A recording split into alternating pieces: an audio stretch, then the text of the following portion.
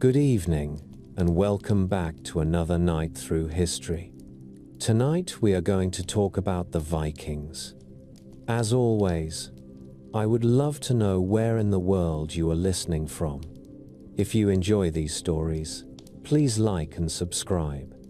It is the simplest way to support this channel, and it helps these long journeys through the past reach more sleepy travelers.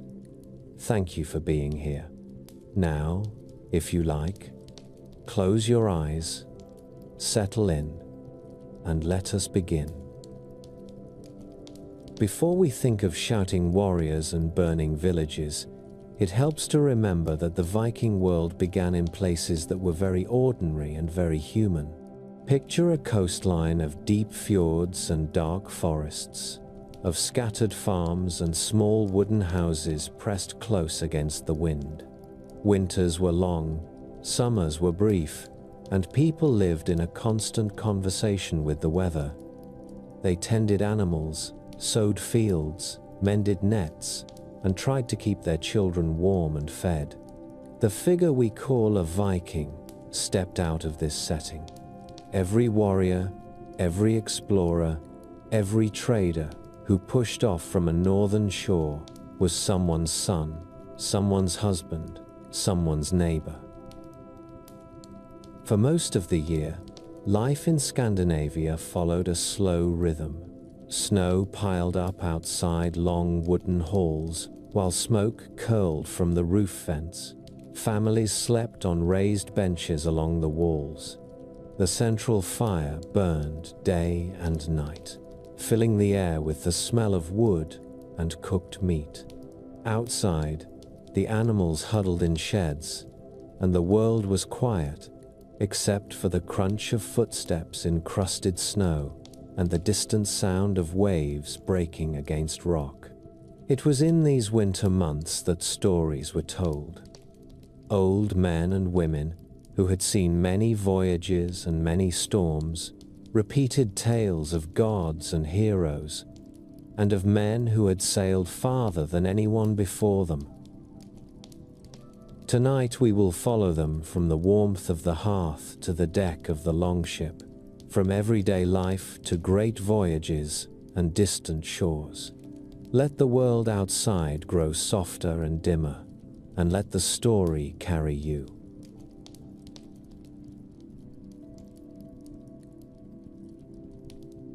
In the far north of Europe, where the land lifts itself into ridges and mountains, and then breaks suddenly into the sea, a particular way of life took shape. The coasts of what we now call Norway, Sweden, and Denmark are cut and folded as if by a careful knife, full of long, narrow inlets, stony beaches, and islands scattered like stepping stones. Inland, dense forests cover the hills, and in the low valleys there are patches of soil just good enough for barley, rye, and a little pasture. Winters linger, summers pass quickly, and the light itself behaves differently, lingering late in the evening and returning early, or at certain latitudes refusing to leave at all. This landscape is not a simple backdrop. It is the first and most insistent character in the story. For people who lived there in the early Middle Ages, the year did not begin on a calendar date but with the thaw. When the snow retreated and the rivers began to move again, life shifted. Boats were pulled out from their winter resting places and checked for damage. Fields that had slept under frost were turned with simple wooden plows, whose iron tips had to be cared for, repaired, and passed on. Sheep and cattle were led out to graze on slopes where the last patches of ice still clung to rock. The air smelled of damp soil and pine resin, and the sound of axes echoed through the woods as people cut timber for houses and ships. The people themselves were part of a wider Germanic world, but the geography of Scandinavia gave their communities a particular stamp. Farms tended to cling to coastlines and river mouths, because arable land was scarce. Between these small settlements lay long stretches of mountain and forest, where a traveler might walk for days without seeing another homestead. This isolation made each farm a little kingdom of its own. A family's survival depended on its own skill, its ability to store food, to repair tools, to keep peace with its neighbors, and, when needed, to defend itself. The center of that small kingdom was the longhouse. From the outside, it was not elegant, just a low rectangle of timber and turf, its roof covered with wooden shingles or sod to keep the wind out. Inside, however, it was the center of warmth and social life. A fire burned in a central hearth, and the smoke found its way out through roof openings or simply seeped through the thatch. Along the walls, wooden benches doubled as both seating and beds. At night, the family lay down in their clothes, wrapped in furs and woven blankets, with the sounds of animals just beyond the inner wall. The smell of smoke, straw, and people mingled into something that visitors often found strong, but the inhabitants associated with home. In this setting, the division between land and sea was not as firm as it might seem. A farmer might spend the growing season bent over his fields, but in early spring or late autumn, he might also be at sea, rowing or sailing along familiar coasts to visit a market or a nearby chieftain. A boy might learn to milk a cow and to mend a fishing net in the same week. Women managed the household, the food stores, the spinning and weaving, and much of the care of animals. Men might be away on seasonal journeys. The longhouse tied these activities together.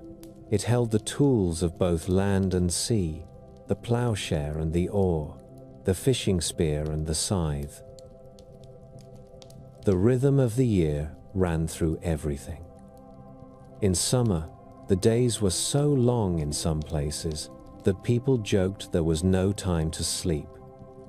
Work stretched into the night. Boats were out on the water whenever the weather allowed. Hay was cut and stacked for the coming winter. In autumn, animals that could not be fed through the cold months were slaughtered, and meat was salted, smoked, or dried. Grain was ground and stored. Then winter came, pressing people back into their halls. Outside, the world narrowed to a circle of tracks in the snow and the flicker of light from neighboring houses. Inside, there was time to talk and remember. Out of those long evenings came the stories. An older generation, who had seen more of the world, might share memories of storms at sea, encounters with strangers on foreign shores, or the day a neighbor's son did not return from a trading voyage. Mixed with those memories were tales of gods and spirits that reached back into a deep and half-hidden past. A child might hear in the same night about an uncle who once sailed to a far harbor, and about Thor striking giants with his hammer in a sky full of thunder. The line between remembered event and sacred story blurred. There was the sense that fate wove them together.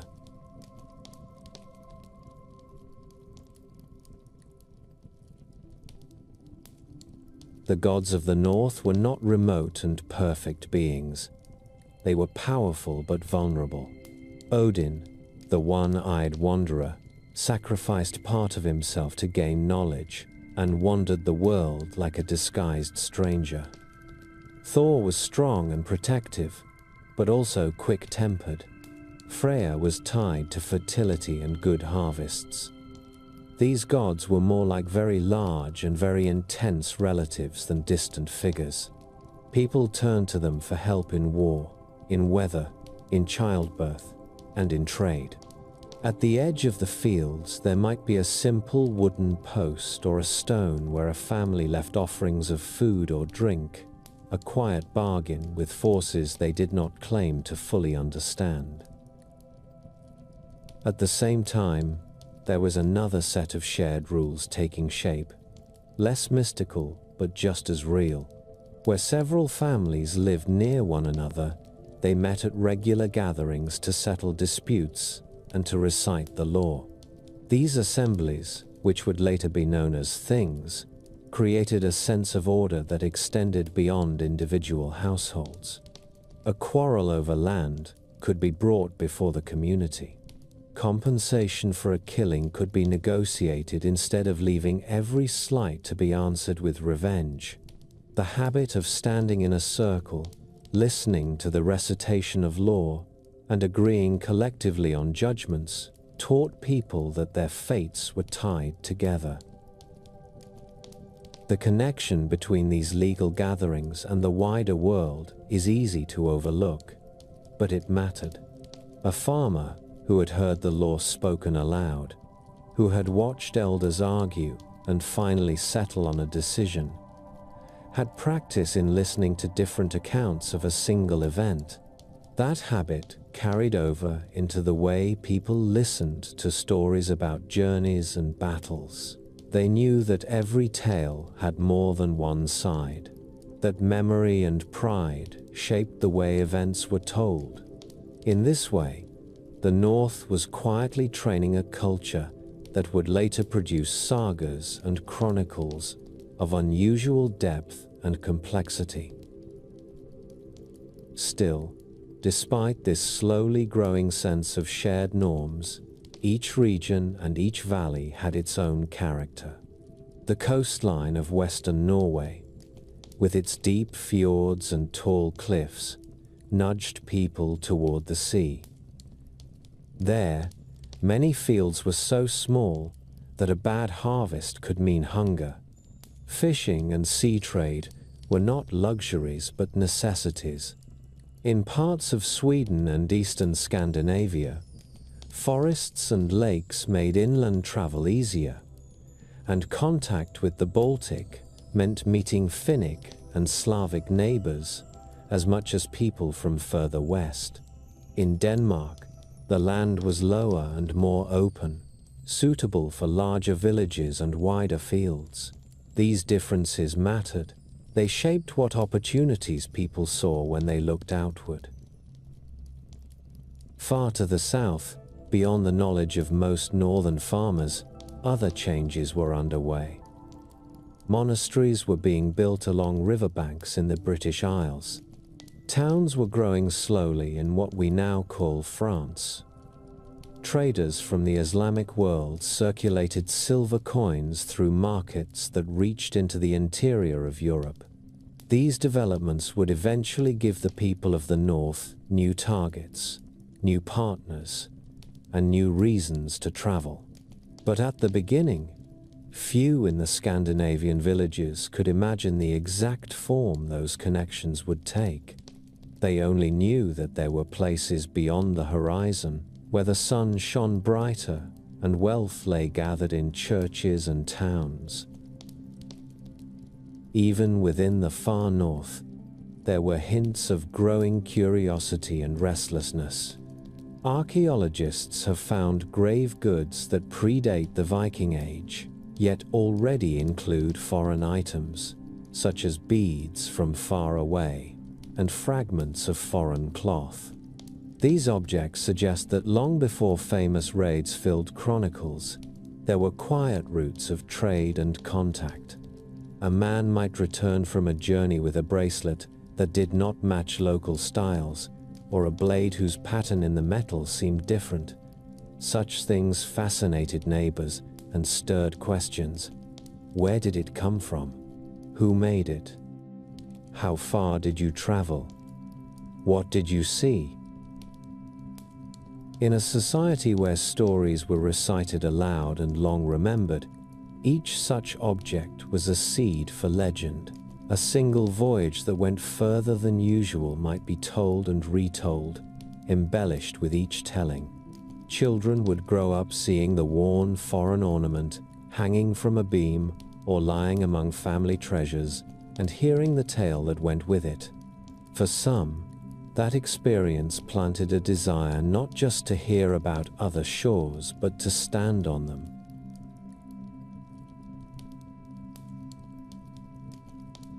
The sea itself helped this imagination grow. The northern waters could be cruel, but they were also oddly inviting. Fjords extended like fingers inland, sheltering boats from the worst of the open ocean. Islands lay close enough together that a careful sailor could move along them almost like stepping stones. The winds along these coasts could be learned, their patterns memorized and passed down. A boy who had grown up in a boat, watching his father read clouds and waves, would come to see the sea not as a wall, but as a network of roads. Another kind of pressure worked alongside curiosity. Populations slowly increased in certain regions, pressing on the limits of farmland. In the later 8th century, there were households where a younger son might look ahead and see no easy path to owning land of his own. For such men, staying at home meant accepting a subordinate place. Going abroad for a season or two meant risk, but also the possibility of returning with wealth or with news of a place where new farms might be made. The choice between staying and leaving was rarely simple, but it was present in many lives. As people weighed these choices, they did so in a mental world full of both earthly and heavenly consequences. Reputation mattered intensely. A person wanted to be remembered as brave, generous, and reliable, not as timid or treacherous. Families guarded their honor as carefully as their cattle. At the same time, religious ideas taught that there were rewards beyond this life, especially for those who faced danger without flinching. To die at sea in a storm or in an honest fight was not considered shameful. Death through illness in bed could be seen as a lesser end. Under those conditions, the leap into risk could almost feel like a duty. From time to time, strong personalities rose in this environment. Individuals whose energy and ambition pulled others along with them. A chieftain with a talent for leadership might gather followers, promise them loot or land, and organize a venture that was larger and more daring than the usual trip to a local market. In the Longhouse, his words would be remembered afterward as turning points. Someone might say, years later, that the real change began when a certain leader talked a certain group of men into rowing just a little further than their fathers had gone. Seen from inside these gatherings, the decision to set out across the sea did not feel like the birth of a new age. It felt like the next logical step in a long tradition of seasonal travel, of testing oneself and seeking luck. No one in a Scandinavian farmstead in the year 780 could know that future writers would call the next centuries the age of Vikings. They only knew that the world beyond the horizon seemed full of opportunity and danger, and that the skills to reach it were already in their hands. The longships were being improved. The knowledge of currents and stars deepened, and the stories of foreign wealth grew more precise. For the monasteries and coastal communities to the west and south, none of this was visible. On the island of Lindisfarne, off the northeastern coast of what we now call England, monks chanted prayers, tended their manuscripts, and looked to the sea mostly as a source of fish and a backdrop for contemplation. On still evenings, they may have watched the glitter on the water and the slow passing of small local fishing boats and thought little of it. They had not yet seen a northern longship row in formation. or the carved prow of a stranger cutting through the surf toward their shore. Yet even as they sang, change was moving slowly toward them, step by step, year by year. Each winter story told in a Scandinavian longhouse, each small voyage that went a little further, each new object carried home from abroad, was tightening the invisible threads that connected distant coasts. In the north, men and women were learning that the sea could take them not just to the next fjord, but to another country. In the south, wealth was concentrating in stone churches and wooden treasuries that could not move when danger approached. Between these two facts lay the future. On a summer morning in the year 793, when the sun rose early over the North Sea and the island of Lindisfarne lay quiet in its usual mist, the people on that island would discover what it meant for the worlds of North and South to collide.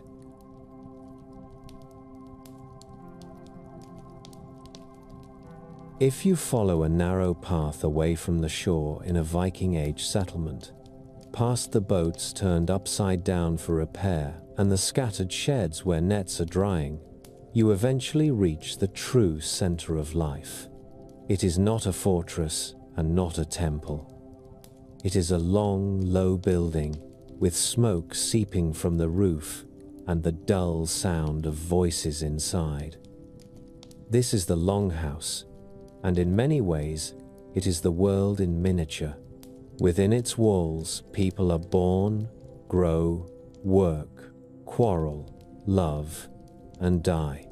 It is here that the patterns of Viking life are most clearly visible, not in the sudden drama of raids, but in the slow ritual of ordinary days. The Longhouse stood slightly raised above the surrounding ground, as if the family meant to lift itself just a little out of the damp earth. Posts of stout timber marked its outline. Walls were made from vertical planks or woven wattle, filled with clay and straw, then covered with turf. The roof descended almost to shoulder height at the sides, heavy with thatch or layers of sod.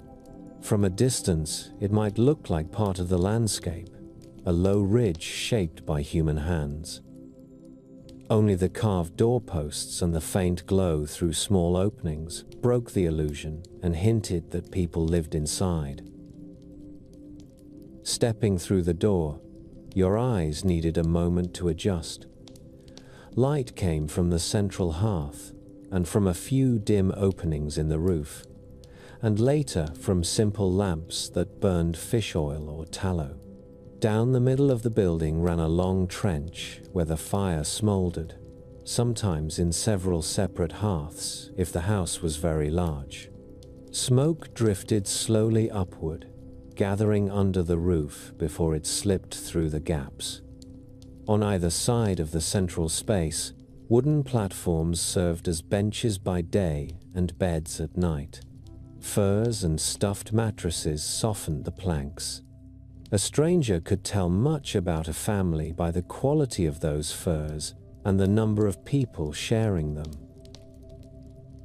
Life in this space followed a rhythm that was as much a part of the year as the turning of the seasons outside. At dawn in winter, which was late and dim, someone rose to stir the fire from its banked embers.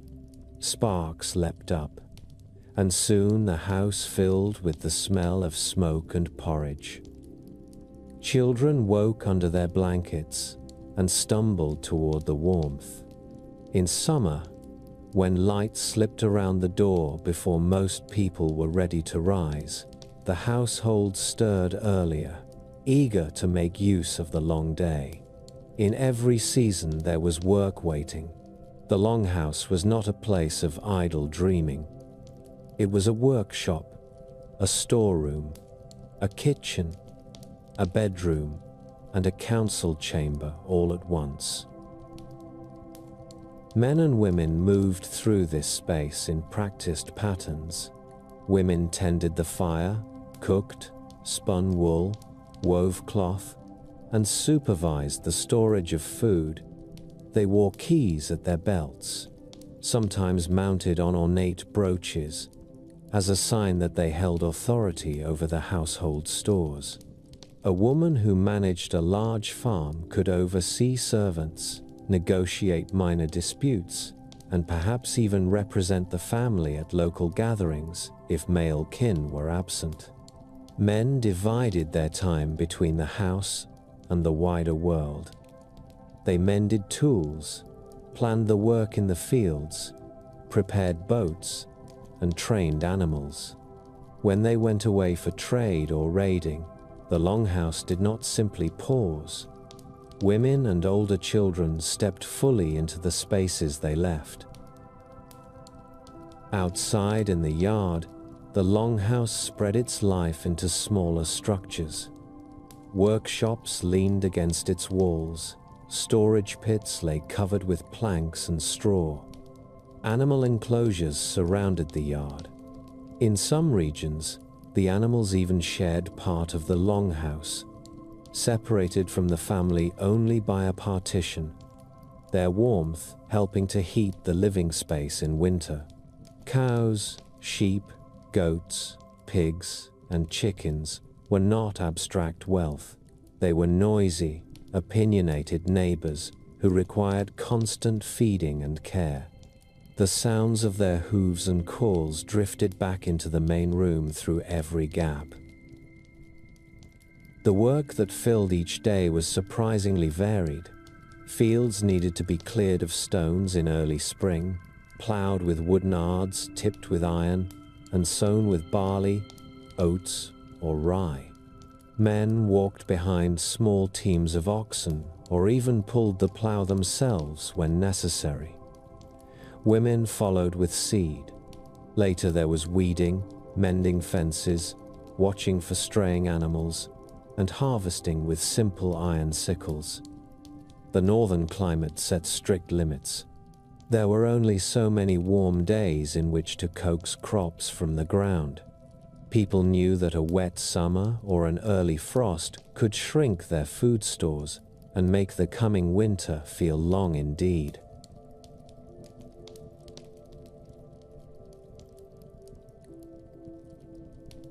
Hunger was never completely distant, yet the Viking table could be surprisingly rich when times were good.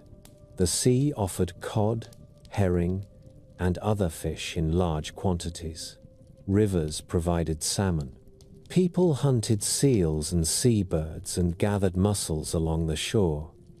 Inland, hunting added venison and wildfowl to the diet. Cows and sheep yielded milk that became butter, soft cheese, and a kind of sour preserved milk that kept through the cold season. Barley turned into coarse bread or thick porridge.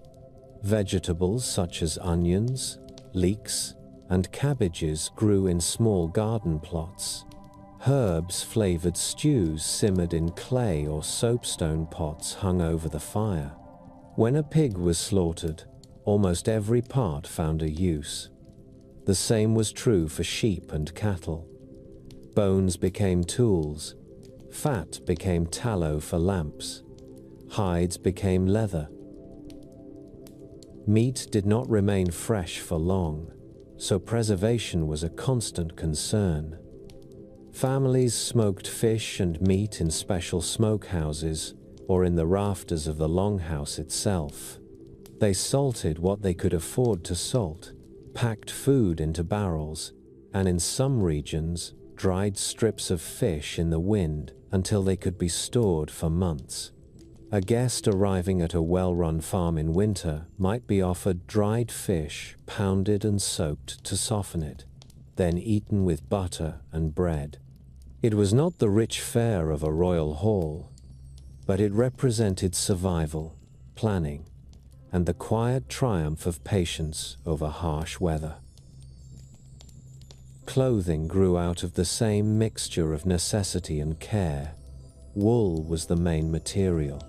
Women sheared sheep in late spring, washed and carded the fleece, spun it into yarn, and wove that yarn into cloth on upright looms that stood against the longhouse wall. It was slow work, measured not in hours but in seasons.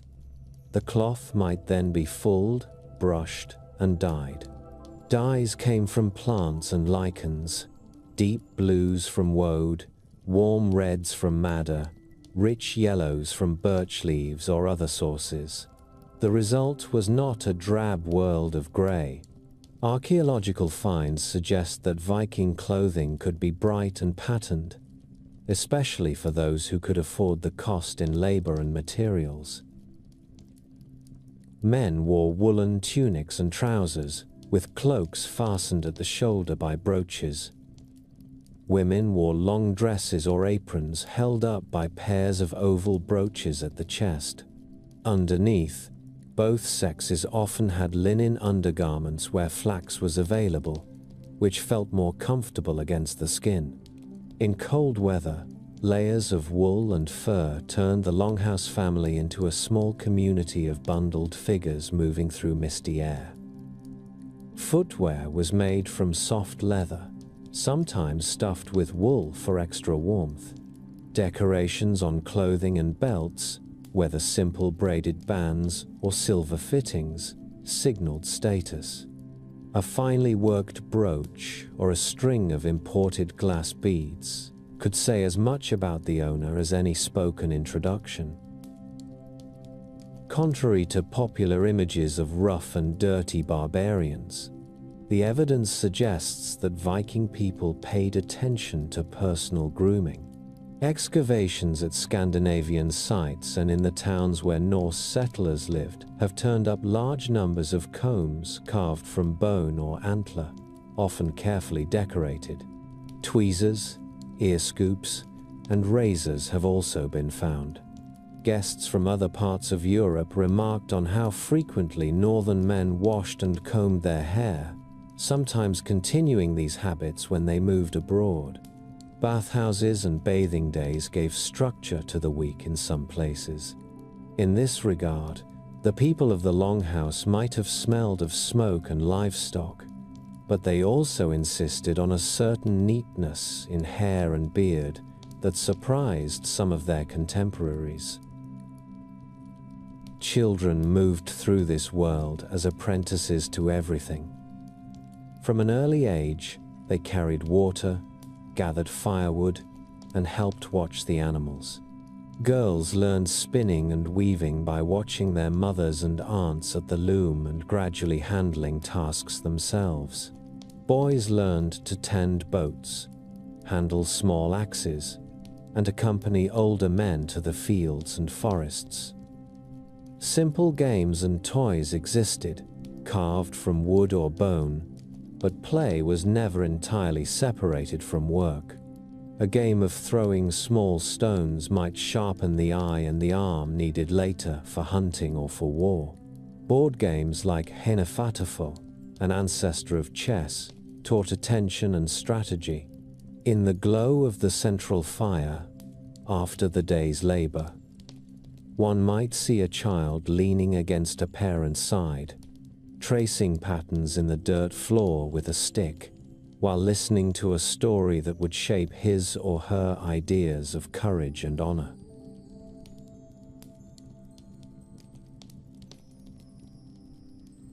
Slavery was woven into the daily life of the homestead in ways that make modern readers uneasy, but cannot be ignored.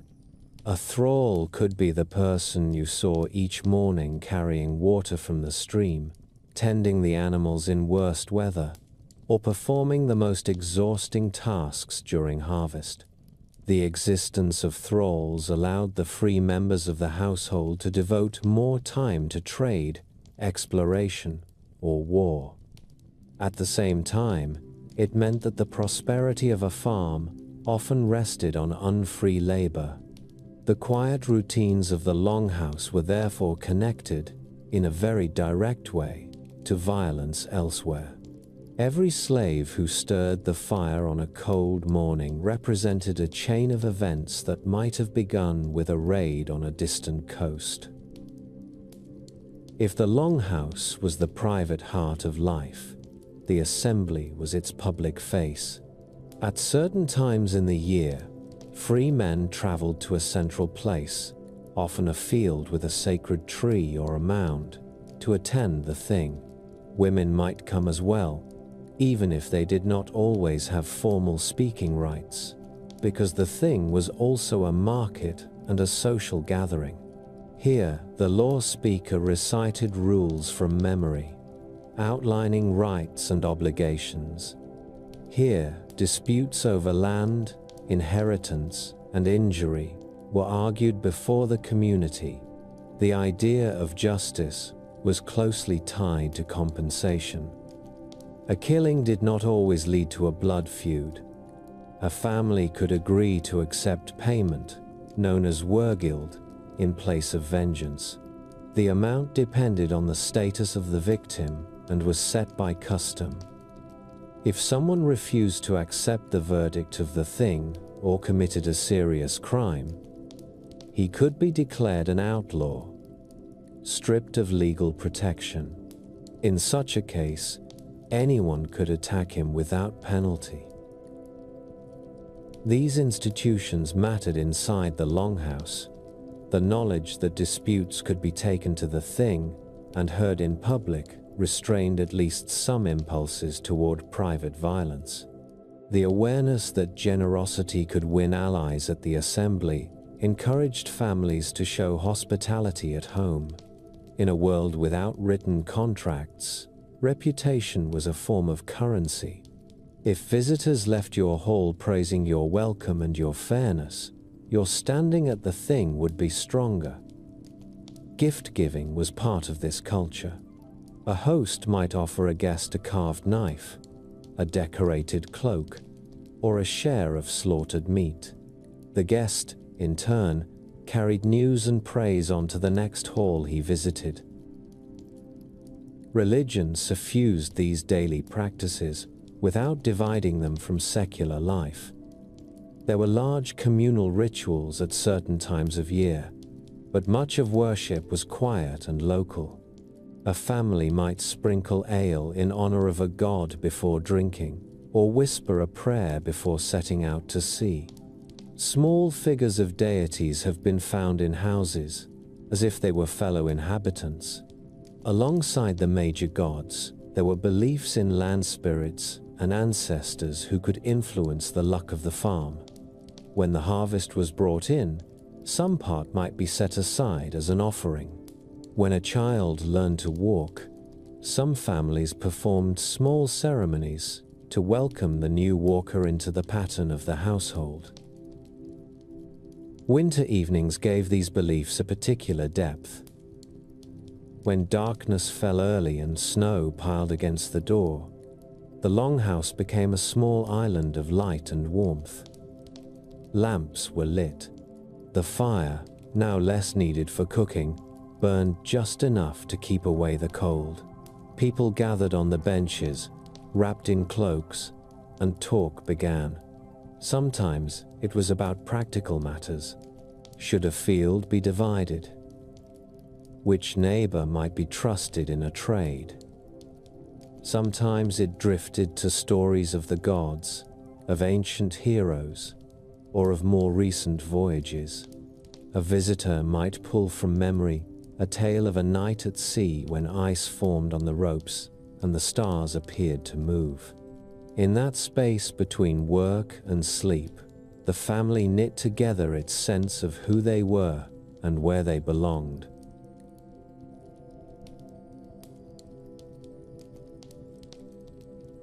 All of this took place under constant pressure from the ordinary dangers of pre-modern life. A minor wound could turn deadly if it became infected. A hard winter could kill livestock and leave households weakened. Childbirth was perilous for mother and child alike. There were no guarantees. Yet the people of these homesteads did not live in a constant state of fear. They expected hardship, and they built customs to meet it. Neighbors might come together to help rebuild a barn lost to fire. families used the thing to arrange fosterage, sending children to live for a time with other households, which spread risk and created bonds. These quiet strategies mattered as much to survival as courage in battle. The longhouse was also connected to a wider world of exchange. On some farms, a corner of the main room or an adjacent building served as a workshop where skilled hands turned raw materials into goods for trade.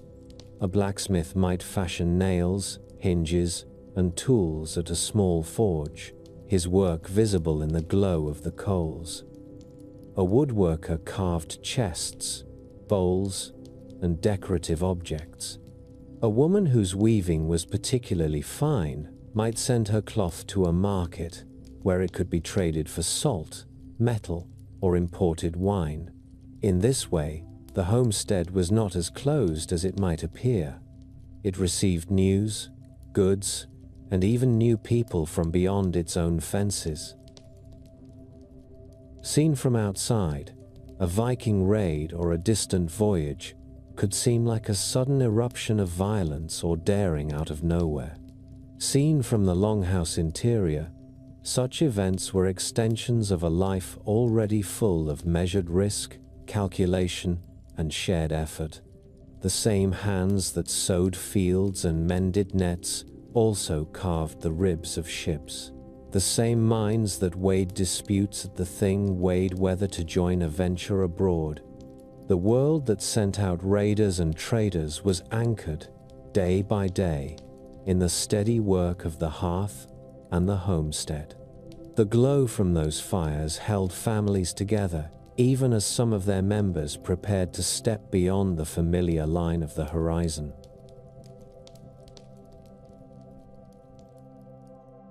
On a summer morning in the year 793, the island of Lindisfarne woke as it always had.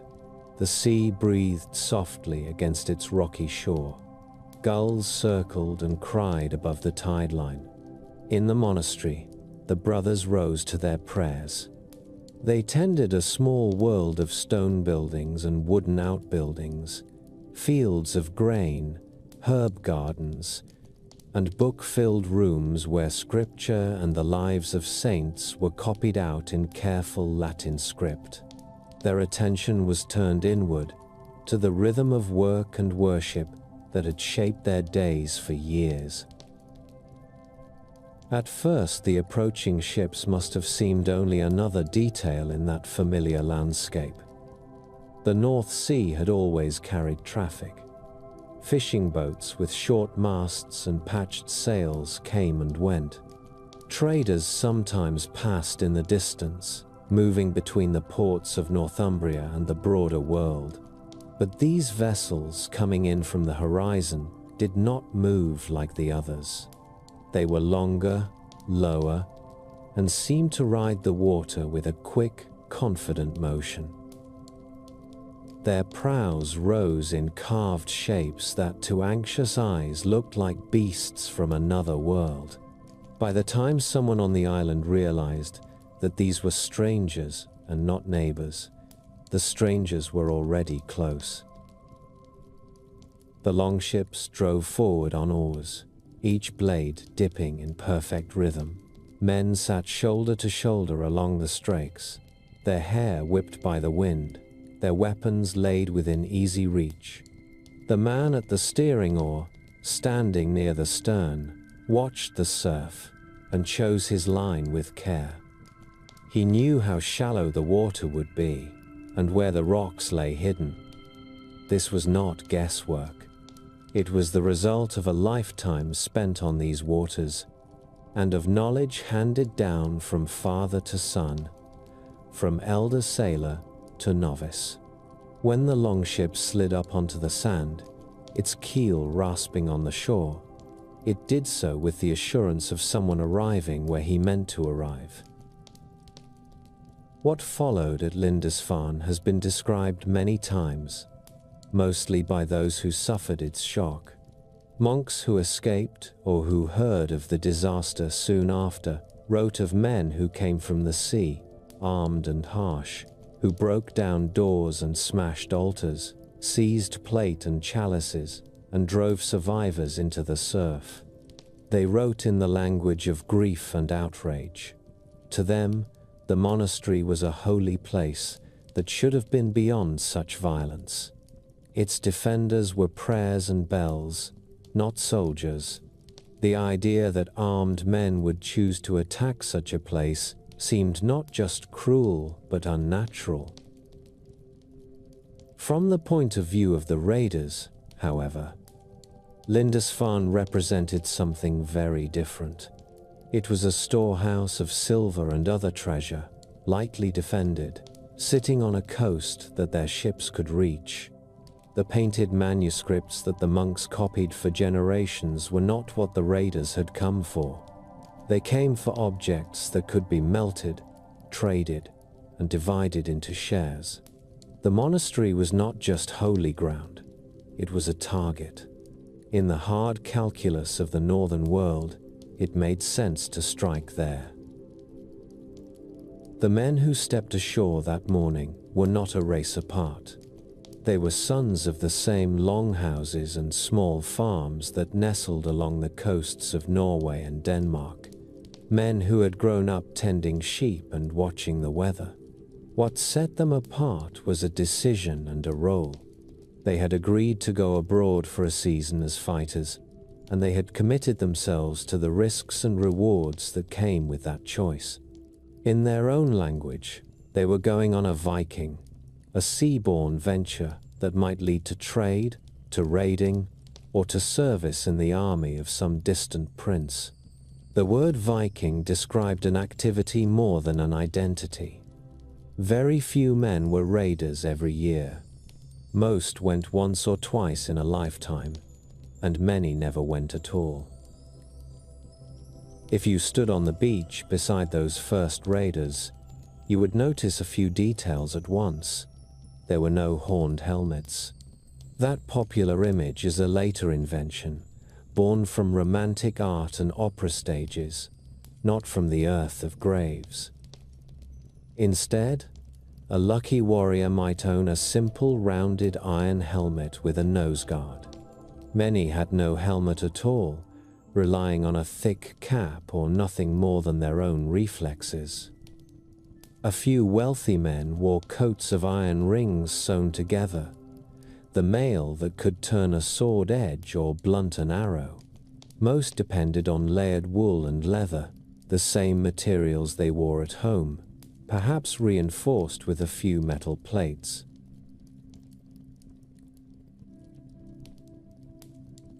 In their hands they carried tools of war whose form had hardly changed in centuries, but whose quality varied widely. Spears were common. They were cheaper than swords, easier to make, and useful both in close fighting and at a distance. Many men carried a spear as their main weapon, with a knife or short axe at the belt. Swords were precious. To own a good sword was to hold a visible symbol of status. Some blades were pattern welded, their cores forged from layers of iron and steel twisted together to make a strong and flexible whole. A few carried imported blades stamped with mysterious maker's marks, which later generations would name Ulfbert and others. Such swords might serve not only the man who first bought them, but his sons and grandsons. The axe, in many ways, was the most characteristic weapon. It was already familiar as a tool. Every homestead owned axes for splitting wood and building. A battle axe differed only in size and balance, the head shaped to bite deeper and to be drawn out cleanly, the haft cut to a length that suited fighting on foot or from a ship. An axe did not need to be as finely made as a sword to be deadly. A strong arm could bring it down with enough force to cut through helmet and bone. When medieval writers described the fear these weapons inspired, they were remembering the sight of men trained in their use, moving with practiced speed through the confusion of battle. On a shield hung at the side or slung across the back, the warrior carried his first line of defense. Viking shields were round, made of overlapping wooden boards, with a central iron boss that protected the hand. The outer rim might be bound with rawhide. In battle, men overlapped their shields to form what chroniclers called a shield wall, a living barrier that advanced or held its ground while spears and axes thrust from behind it. To stand in a shield wall required discipline and trust. You depended not only on your own shield, but on those of the men next to you. Many of the famous clashes of this era, when squeezed down into a few lines of a chronicle, were in fact long, grinding struggles between such walls, each side trying to break the other by pressure, courage, and the willingness to keep stepping forward. What made Viking raiding feel new and terrifying to the societies they struck was not only the weapons, but the way they combined sea travel with speed and surprise. The longship could move quickly across open water, then turn into an estuary or river that seemed too shallow for serious vessels. A crew could row up a river in near silence, round a bend, and appear where no army was stationed and no guard expected trouble. Coastal defenses built for slower ships were suddenly bypassed. Towns that thought themselves safe because they lay inland discovered that their rivers were open roads to fleets of raiders. The raids that followed Lindisfarne unfolded in patterns that can still be traced. In the years after 793, other monasteries in Northumbria and along the Irish coast suffered similar attacks. Islands and peninsulas that once seemed remote were suddenly vulnerable. At first, the raiding parties were small. They aimed to seize portable wealth and slaves, then retreat before local forces could arrive. Over time, as word of the weak points in coastal defenses spread back to Scandinavia, the scale and ambition of these ventures grew. The targets expanded from isolated monasteries to towns, markets, and eventually entire regions. Peasants and monks experienced the raiders as a storm that came without warning. Kings and nobles, however, soon recognized patterns. They saw that the raiders returned to places that had paid them well in silver, and that certain harbors offered good anchorage for fleets. They learned that some groups of raiders preferred to negotiate for tribute rather than risk a battle. This tribute, called Danegeld in England, was a ransom paid in coin and goods to persuade the raiders to leave and not return for a set time. To the kings who paid it, Danegeld seemed at times like a lesser evil, a way to save lives and property. To the raiders, it was proof that distant rulers valued peace more than silver. That insight encouraged further expeditions. By the middle of the 9th century, all of this improvisation began to settle into something more organized. In 865, a force described by later writers as the Great Heathen Army arrived in East Anglia. Unlike earlier raiding fleets, this army did not come simply to grab treasure and sail away. Its leaders, who appear in later sagas as Ivar the Boneless, Halfdan, and others, had in mind a longer campaign. They were prepared to winter in the country they attacked, to move by land as well as by sea, and to take and hold territory.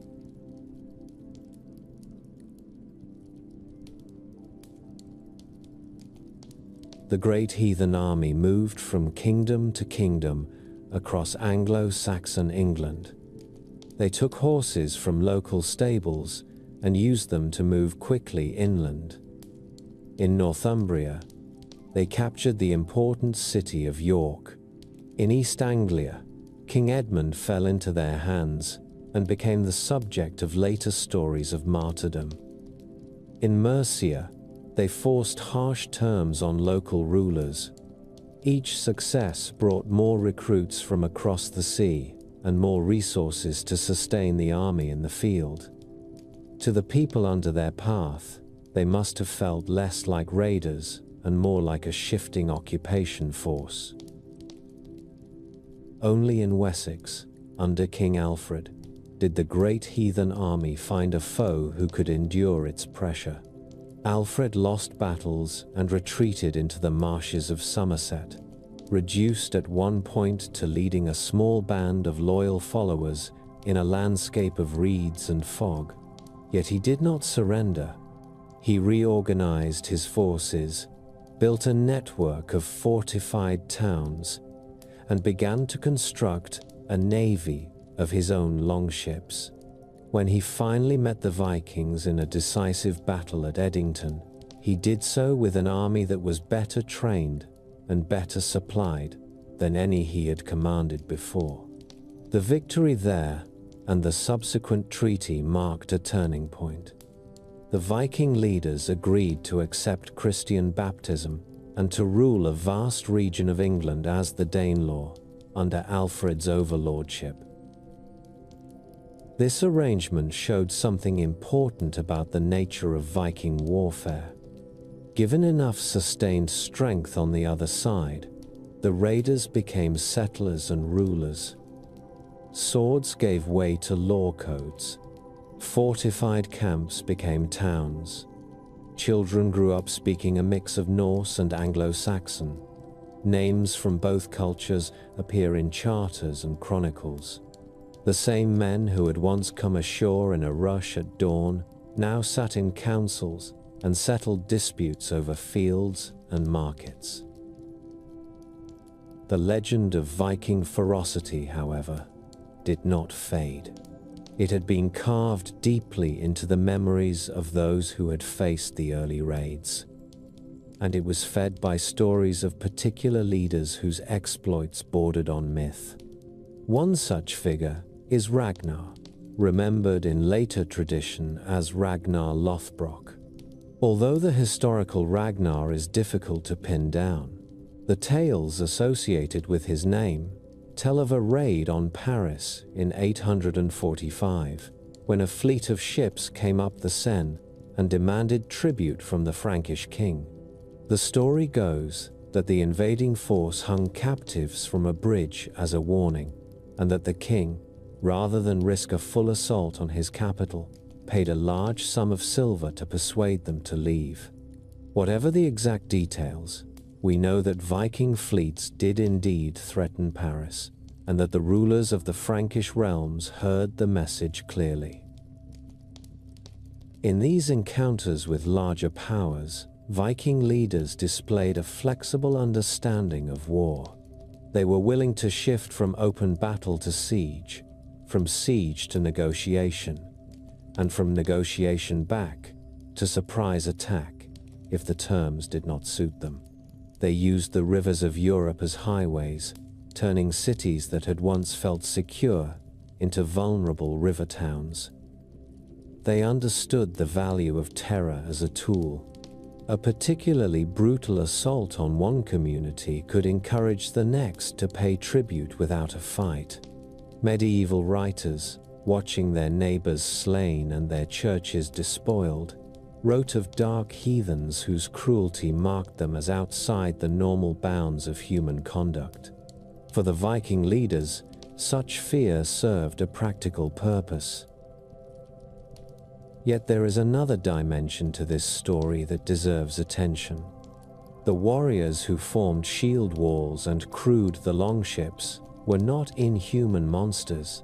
They were men shaped by a culture that prized bravery, loyalty to a leader, and the willingness to accept risk as a path to honor and profit. In their own sagas and poems, they remembered not only the plunder they took but the hardships they survived. Nights in open boats with spray freezing on beards, marches through winter landscapes in foreign lands, moments of panic and of laughter.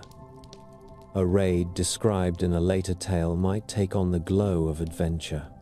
The screams and smoke remembered by victims became, in the voices of the raiders, a record of hardships overcome and riches earned.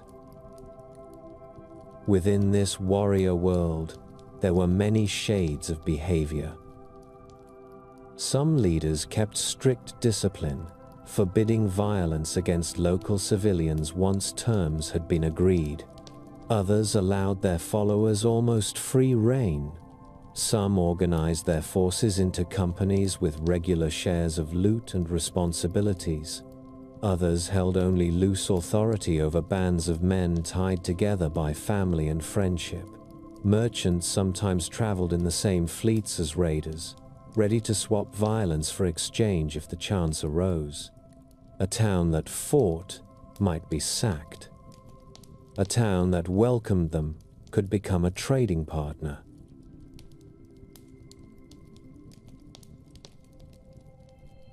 There were also particular subcultures within this wider group. One of the most intriguing is that of the berserkers, warriors described as fighting in a kind of trance or fury, indifferent to pain. Contemporary sources mention men who bit their shields, howled, and seemed to be seized by a kind of madness in battle. Later stories exaggerated these traits into something almost supernatural. It is difficult now to separate fact from literary flourish, but the idea of fighters who cultivated a state beyond ordinary fear clearly left a mark. Whether their condition was achieved through ritual, substances, or simply intense training, it added yet another layer to the image of Viking armies in the minds of their enemies. As the decades passed, the presence of Norse warriors became a familiar feature of political life across much of Europe. Kings hired them as mercenaries. Rivals within a Christian kingdom might enlist a band of Vikings to bolster their side in a succession dispute. The same men who had once attacked monasteries now stood guard at palace gates or served in the personal retinues of rulers. In Byzantium, far from the northern seas, emperors found these northern fighters so reliable that they formed an elite unit, the Varangian Guard. There, under the gold mosaics of Constantinople, Viking warriors walked on marble floors and protected an emperor whose language they did not share.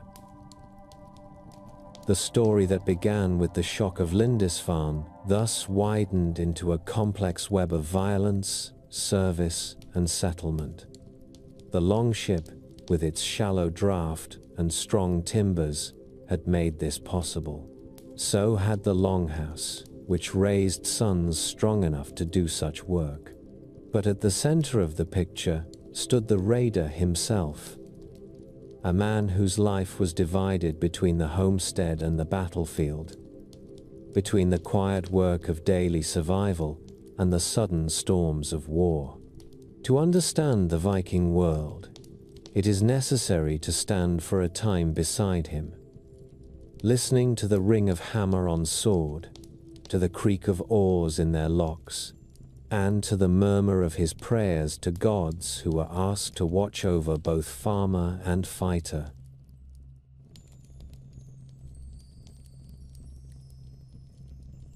If you follow a Viking ship away from the shore, if you watch it grow small against the line where sea meets sky, you begin to see why the people of the north thought of water as a road.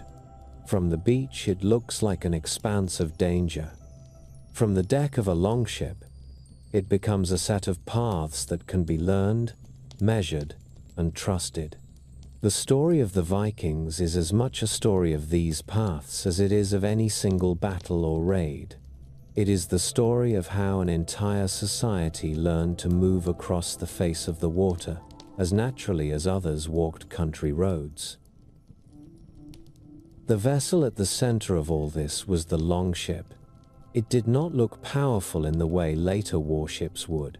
There were no towering castles at bow and stern, no rows of heavy guns. Instead, there was an elegant simplicity. The hull was long and narrow, built from oak planks that overlapped like scales. This style, which we call clinker construction, made the ship both strong and flexible. When waves struck, the hull yielded slightly, instead of cracking. The keel ran straight and true, a spine of timber that gave the whole vessel shape. At either end, the prow curved upward, sometimes carved into the shape of a dragon or serpent, as if the ship were a living thing. The longship was shallow in draft. It did not sit deep in the water like a heavy merchant vessel. That single fact changed the geography of the Viking world. A fleet of longships could cross open sea, then turn into inlets and rivers that would stop other ships.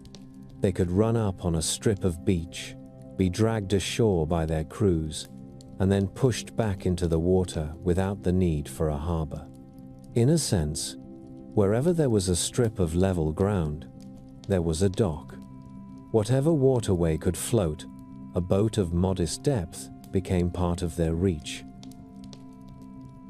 At the heart of this ship was the combination of oars and sail. Along each side ran a line of oar ports. When the sea was calm or winds were uncertain, men bent to these oars, pulling in unison, their strokes timed by a steersman or an officer at the stern. Each man sat on a sea chest that contained his belongings.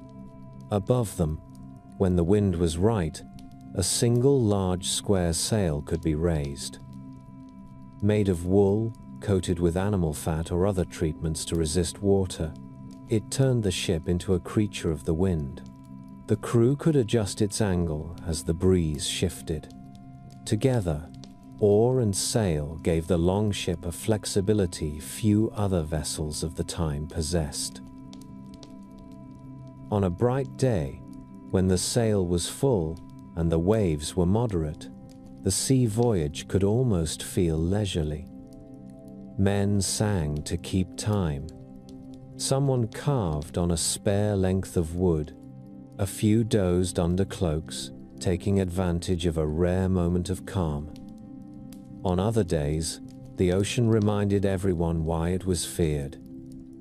In northern waters, weather turned quickly.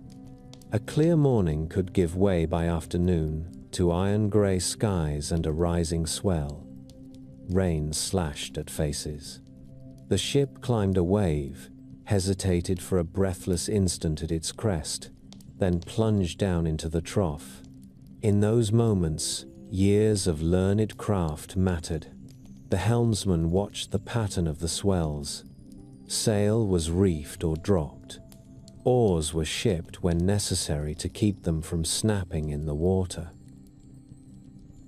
Navigation in such a world required skills that were rarely written but deeply practiced. The Vikings did not have maps in the modern sense. They had memories.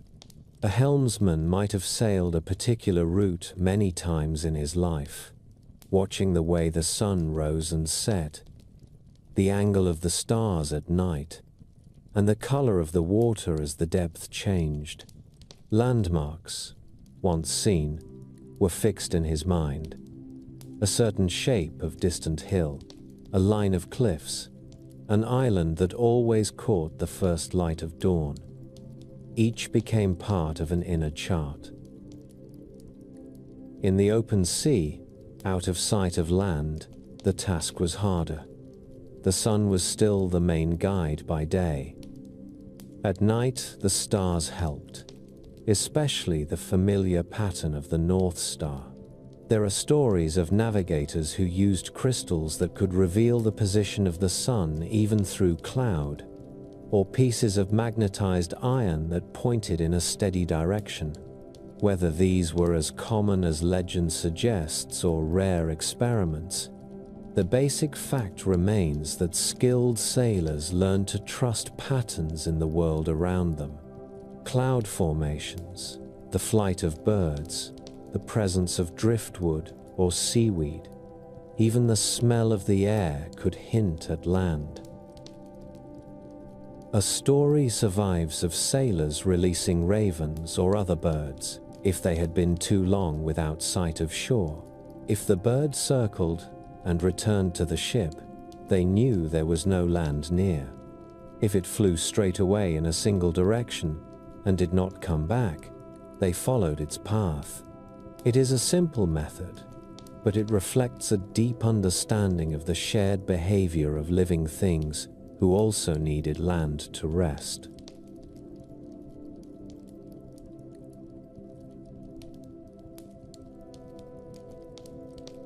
From the coasts of Norway and Denmark, the earliest voyages of this sort tended to follow familiar lines.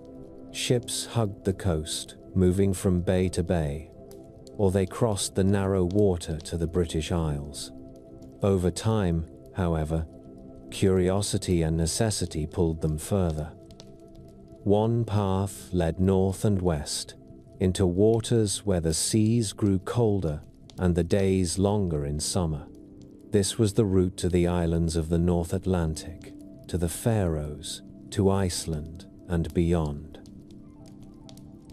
The settlement of Iceland is one of the clearest examples of how a few exploratory voyages could transform an unknown land into a part of the Norse world. In the late 9th century, sailors reached this large island, which lay like a stepping stone in the North Atlantic. They found a landscape of volcanic mountains, glaciers, and green valleys. There were no people to resist them. Monks from Britain may have visited earlier and then left, but there were no established towns. Sheep and cattle could graze in the lowlands, and there was timber in some regions and rich fishing all around the coasts. For men in crowded districts back in Norway, Iceland was a rare thing, an empty canvas. Many of the first settlers to Iceland came not only for land but to escape political change at home.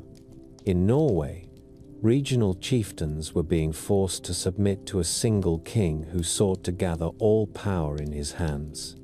Those who refused faced confiscation of their property, or worse.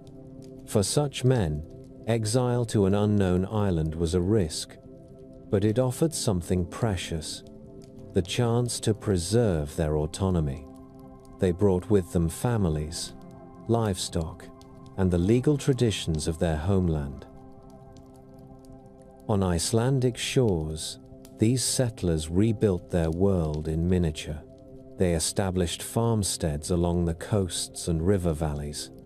They held assemblies based on the same habit of speech and decision-making that had shaped their former things. In the year 930, they created the Althing, a national gathering where chieftains and farmers met each summer at a place of dramatic cliffs and rifts, Thingvellir, to recite law and settle disputes. There, under open sky, with volcanic rock as their backdrop, they practiced a form of common government that would endure for centuries. Farther west lay another land that drew Norse settlers. Greenland, despite its hopeful name, was a harder place. When Eric the Red sailed there after being exiled from Iceland for killings in a feud, he saw narrow fjords where soil clung to the slopes and where grass could grow in the short summer. He returned to Iceland with tales of this new land, painting it in attractive colors. The name itself, Greenland, is said to have been part of his persuasion, a way to make the place sound more welcoming. Those who followed Eric soon learned its limits. The settlements they built clung to the southwestern coasts, where the climate, in that medieval warm period, allowed some haymaking and pasturage. Sheep, goats, and cattle grazed on fragile grass that could easily be overused. Winters were severe. The sea ice that formed each year could trap ships in harbor or grind them to splinters if they were caught. Yet for several centuries, Norse communities survived there. They had their own churches, their own leaders, and they maintained trading links with Iceland and Norway. Walrus ivory, prized in Europe for carved decorations and religious objects, was one of the main exports. The Greenlanders sailed north along dangerous coasts in search of these animals, bringing back tusks that could be sold for the goods they could not produce themselves. Beyond Greenland lay yet another shore, one that would become rich in story. The sagas tell of a young man named Leif, son of Eric the Red, who sailed west and found a land with forests, mild weather, and wild grapes. They call this place Vinland. The sagas are a mixture of memory and literary art, but for a long time they were the only sources that spoke of Norse journeys to the American continent. That changed when archaeologists uncovered the remains of a Norse site at Elans Meadows at the northern tip of Newfoundland. There, under layers of turf and soil, lay the outlines of timber buildings built in a style clearly Norse. There were iron nails, a bronze pin, and other artifacts that matched what was found in Greenland and Iceland. The site dates from around the turn of the first millennium. It seems to have been a base camp, not a permanent town, perhaps used for a few seasons as explorers pushed further south or as they repaired ships. The sagas mention places with self-sown wheat and grapes, suggestive of lands further south than Newfoundland. Whatever the full extent of their travels, we know that Viking Age explorers were the first Europeans to set foot on the shores of the American continent, 5 centuries before later explorers whose names are more widely known.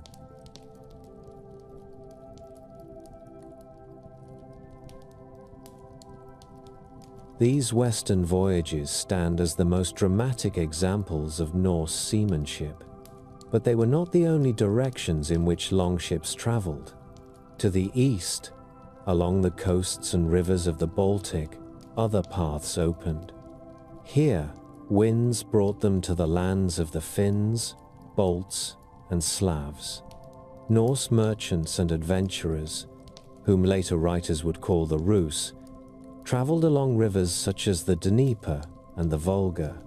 Their shallow, drafted boats, sometimes dragged over short stretches of land where rivers nearly met, allowed them to move from the Baltic to the Black Sea and to the Caspian. Along these routes, they encountered cities that belonged to wealthy and sophisticated societies. In the south lay Constantinople, capital of the Byzantine Empire, a place of high walls, golden mosaics, and crowded markets. In the east lay the lands of the Islamic caliphates, where coinage of fine silver and rich textiles circulated. The Norse did not arrive as conquerors in these regions. They came as traders and, at times, as hired fighters. From their own lands they brought amber, furs, slaves, and sometimes metals. In return, they received silver coins, glass beads, silks, wines, and other goods that carried the scent of foreign worlds back to northern longhouses. The influence of these journeys on Eastern Europe is still visible in place names and in the early history of states. In the region around Novgorod and Kiev, Norse leaders established themselves as princes over a Slavic majority. The name Rus, which would give rise to the word Russia, probably derives from a word associated with seafaring men from the north. Their rule did not remain purely Norse for long. They took local wives, adopted local customs, and within a few generations their descendants spoke Slavic languages and worshipped in Christian churches. Yet the memory of the early river journeys remained. South of these river routes, in Constantinople, the emperors came to value Norse warriors as particularly loyal and fierce. They formed the Varangian Guard, an elite corps whose duties included guarding the imperial person. There, under the shadow of domes and palace roofs, men who had grown up with the smell of tar and sea spray stood in ceremonial armor, their axes polished, their clothing embroidered with foreign designs. They were far from home, but they carried stories of their travels back with them when they returned, adding new layers to the imaginative geography of the Viking world. Not all long journeys led to distant continents and empires. Many followed more modest arcs, yet they were just as important to the people who sailed them. Coastal voyages from Scandinavia to the British Isles, to the Frisian coast, and to the rivers of Francia brought the Norse into repeated contact with communities they formerly only glimpsed. At first, these journeys often took the form of raids. Over time, they shifted towards settlement and trade. A longship might arrive 1 year with warriors and burn a village, only to return a decade later carrying families who wished to farm the land under terms negotiated with a local lord. As these patterns developed, certain harbors became nodal points in the network of voyages. Hedeby, in southern Jutland, was one such place, a bustling trading town where merchants from Scandinavia, the Frankish realms, and the Slavic East met. Another was Birka in Sweden, set on islands that allowed it to act as a gateway between inland lakes and the sea. In these towns, the sound of many languages mingled. Goods from distant places sat side by side in open stalls. A farmer from inland Norway might see here, for the first time, a silver coin from Baghdad, a piece of silk from Byzantium, or a finely glazed pot from the Rhineland. For him, these were not abstract symbols of global trade.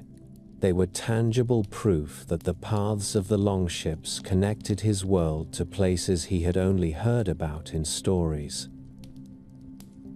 In the British Isles, the same pattern of movement and encounter gradually created entirely new communities. In Ireland, Norse traders established bases at river mouths, of which Dublin became the most famous. These towns were, at first, fortified camps from which raiding and trading parties set out. Over time, they became permanent settlements, with streets, workshops, and mixed populations. Norse and Irish people intermarried. The vocabulary of one language seeped into the other. Even the pattern of everyday life changed, as markets and craft production took their place alongside older rural habits.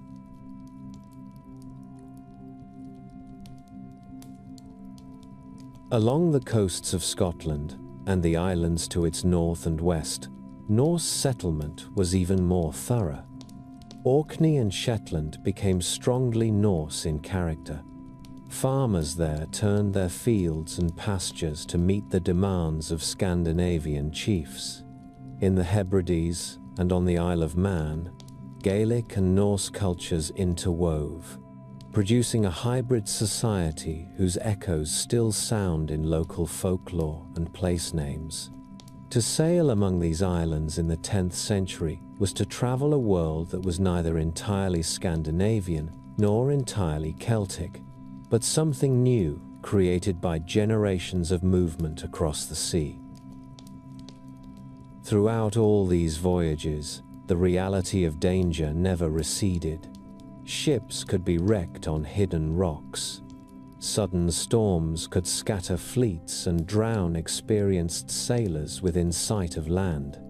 On rivers, rapids and shallows had to be negotiated with care. On land, a landing party never knew whether the people they met would come with open hands to trade or with spears in a defensive circle. Yet the voyages continued. Each successful journey reinforced the belief that skill and courage could master the risks. Each return with rich cargo strengthened the appeal of the sea for the next generation. From the vantage point of a quiet night, listening to this history, it is possible to see these voyages not only as grand adventures, but as threads that knit together a once scattered world. A boy in a longhouse on a Norwegian fjord could one day find himself standing on the walls of Constantinople, looking out over a crowded harbor. A man from a small farm on an Icelandic valley might find a warmer land in Vinland and, for a brief moment, hear the call of birds whose names had never been spoken in his language before. At home, those who did not travel lived with the consequences of these journeys. Silver coins from the east appeared in hoards buried under farm fields. Strange beads adorned local women. Exotic stories entered the winter storytelling circle. Tales of cities where the buildings gleamed in the sun, of deserts, of lands where the night sky looked different. Even those who never left their valley felt the presence of a larger world pressing softly at the edges of their days. The sea that had once divided became, in the hands of the Norse, a web of roots that joined many peoples together, sometimes in violence, sometimes in friendship, and very often in something in between. In this way, the voyages of the Norse did not simply carry men to distant shores. They carried ideas, habits, goods, and names back and forth along the water, creating a network whose faint outlines still shape our map of the past.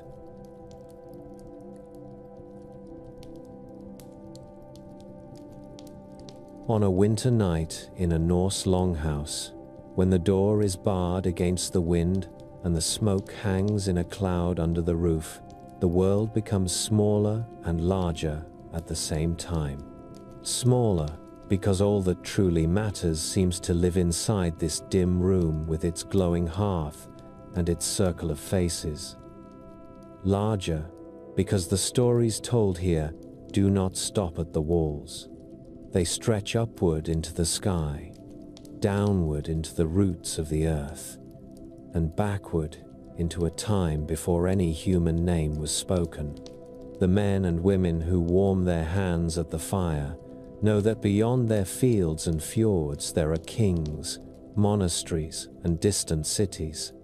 Yet on nights like this, when someone begins with the words that signal an old tale, the most important geography is the one that links their world to that of the gods. The pantheon that takes shape in these stories is crowded and vivid. At its heart stands Odin, the one-eyed god who gave up an eye at the well of Mimir in exchange for wisdom. He is not a gentle father figure.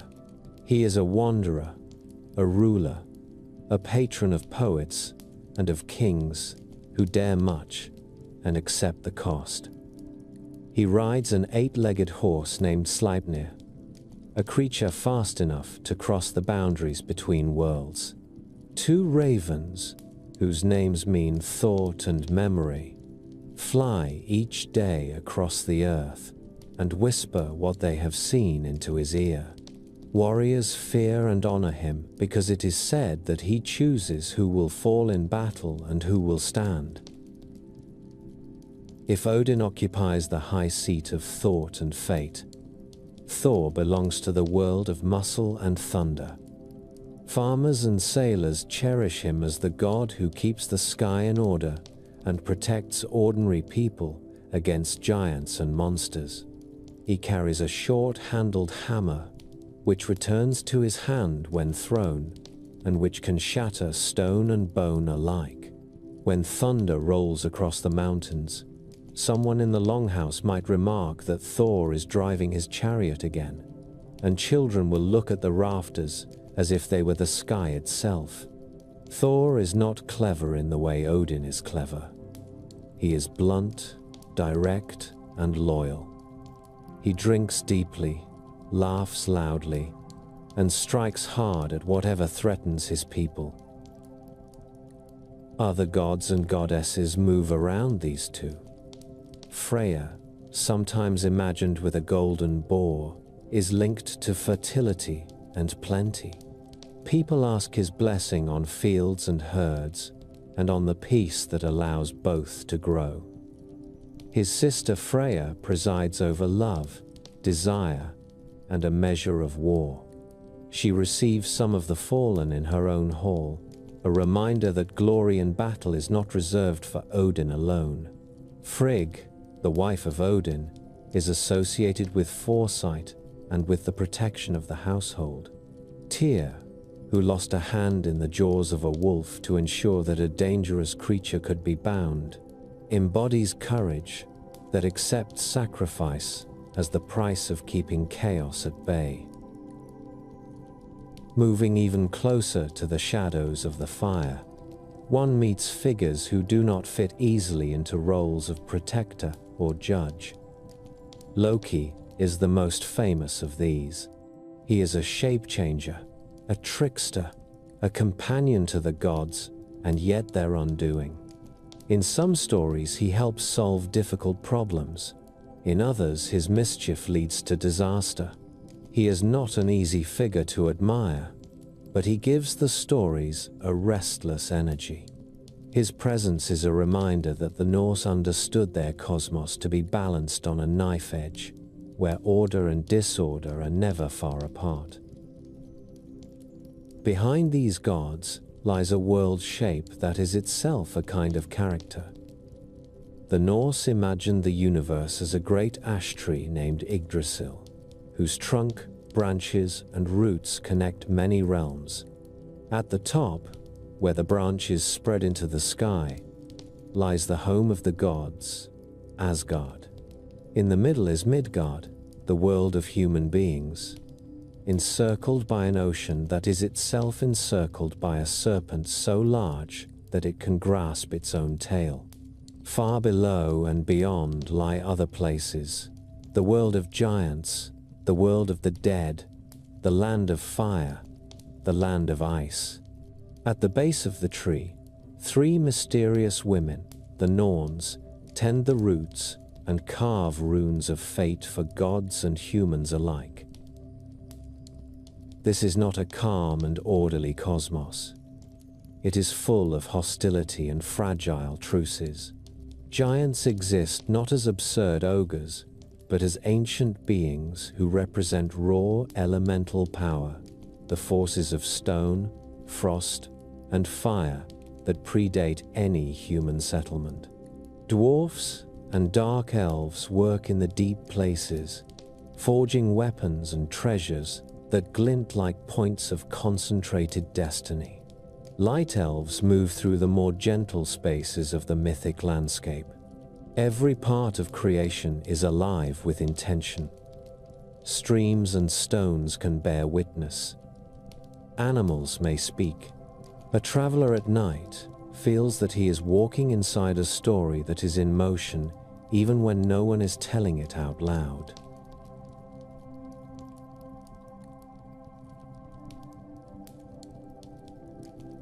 Time itself is given a shape. There was a beginning, when the first frost and the first fire met in a primal void and produced the ancestors of both gods and giants. There is a present, in which the gods hold back the forces of destruction and maintain an uneasy order. And there will be an end, known as Ragnarök, a final clash in which even the gods must fall. The Norse imagination does not promise a smooth path toward progress. It offers instead a world in which courage and loyalty matter precisely because they are temporary. Every feast is eaten with the knowledge that the table will one day be overturned. For human beings, this sense of a precarious order shapes the way fate is understood. The word often used for this concept suggests something woven, a pattern that exists before a person is born, yet is revealed only as events unfold. The Norns shape this pattern, but people still act within it. They make choices that can either align with or resist the flow of their destiny. A death in battle that seems premature from one angle can be seen from another as the fitting culmination of a life of daring. A quiet life on a farm, never touched by warfare, may or may not be judged worthy of song. The point is not that one route is always better than the other, but that each person must walk a path that feels true to the measure of their own courage. The afterlife in this world of belief reflects these shades of value rather than a simple division between reward and punishment. For warriors, the most famous destination is Valhalla, the Hall of the Slain, where Odin gathers chosen fighters. There, according to the stories, they feast at long tables, drink mead served by Valkyries, and spend their days training for the final battle. Yet Odin does not receive all those who die with weapons in their hands. Freya claims some of the fallen in her own realm. Other souls go to places that are quieter and less defined, the domains that we group under the name Hell, which is both a place and a figure. Hell is not a realm of endless torture in the later sense. It is more a land of mist and distance, where those who did not die in glory drift away from the concerns of the living. Burial customs offer some of the clearest windows into these beliefs, because they leave traces in the ground. Across Scandinavia and in lands where the Norse settled, archaeologists find graves that show different ways of caring for the dead. Some bodies were cremated, their remains interred in urns or scattered under stones.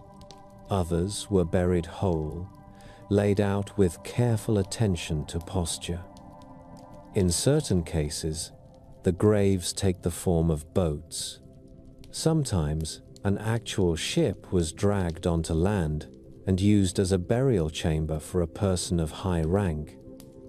In other cases, stones were set in the outline of a vessel and the body placed within that symbolic hull. Alongside the dead lay objects from their lives: swords, spears, shields, tools, combs, beads, playing pieces, even animals. It seems clear that the living imagined the dead as travelers who would need companions and equipment on their next journey. If you stand on the site of a ship burial and imagine the day the body was laid to rest, you can hear echoes of the speeches and songs that might have been spoken. A leader praises the deeds of the one they are sending on. A relative remembers small acts of kindness. Someone recites a poem that links the life of the deceased with the fates of heroes from older tales.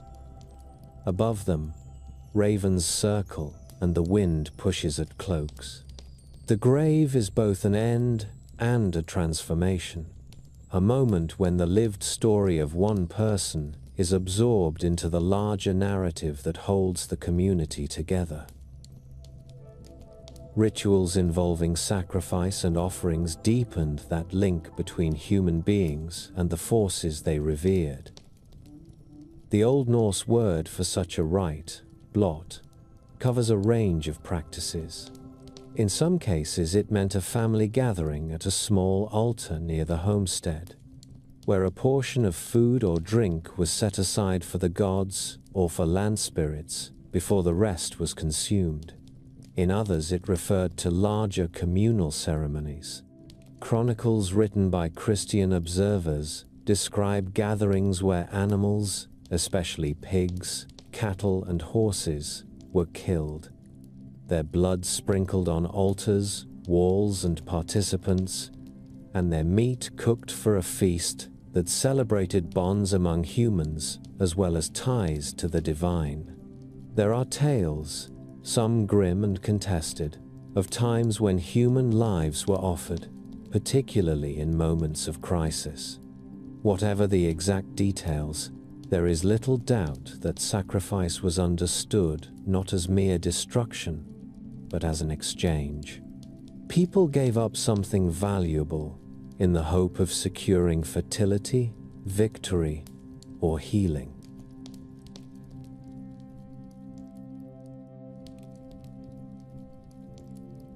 Magic and divination added another layer to this religious landscape. The figure of the seer, often a woman, moves through the sagas with a quiet, unsettling authority. She might be invited to a homestead at the onset of winter or before a major voyage. When she arrived, she was treated with great respect, given the high seat in the hall, fed with special food, and asked to share what she could see. After a ritual that might involve songs sung by women in the household, she would enter a kind of trance and speak of events yet to come. Her words were taken seriously, not as commands, but as glimpses of the pattern that the Norns had already carved. The practices gathered under the term Sidra are especially interesting. Sidra involved techniques for influencing luck, weather, and human minds. It could be used to bless or to curse. Women were the main practitioners, but there are references to men who learned it as well. Male seers, however, often faced suspicion. Norse culture valued certain types of toughness in its men, and engaging in Sidra, which required trance and a degree of passivity, was sometimes seen as unmanly and shameful. The suspicion shows how powerful these arts were felt to be. Anything that could bring storms or mislead an enemy, that might bend the will of others or call up disturbing visions, sat on the border between ordinary worship and something more frightening. Alongside this more fluid magic stood the more structured power of the runes. The runic alphabet, used across Northern Europe, gave concrete form to language for those who knew its signs. It also carried an aura of mystery. Odin himself was said to have hung from the world tree, wounded and alone, for 9 nights in order to gain knowledge of the runes. That story casts writing itself as a kind of occult treasure, won at personal cost. When someone carved runes into wood, stone, or metal, they were not only recording information, they were engaging with symbols that had a sacred history. Runestones scattered across Scandinavia and in the lands where the Norse settled show a wide range of use. Some are memorials to the dead, set up by relatives who wanted to make sure that a name would outlast human memory. Others record journeys and feats, such as ships that reach distant lands or bridges built as acts of piety.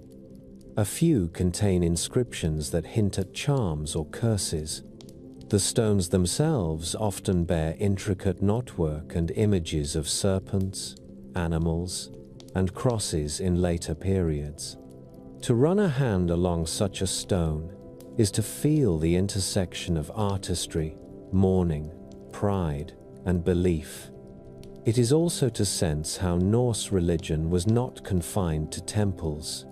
It lived in roadsides, in fields, and at river crossings, wherever people passed and paused long enough to read.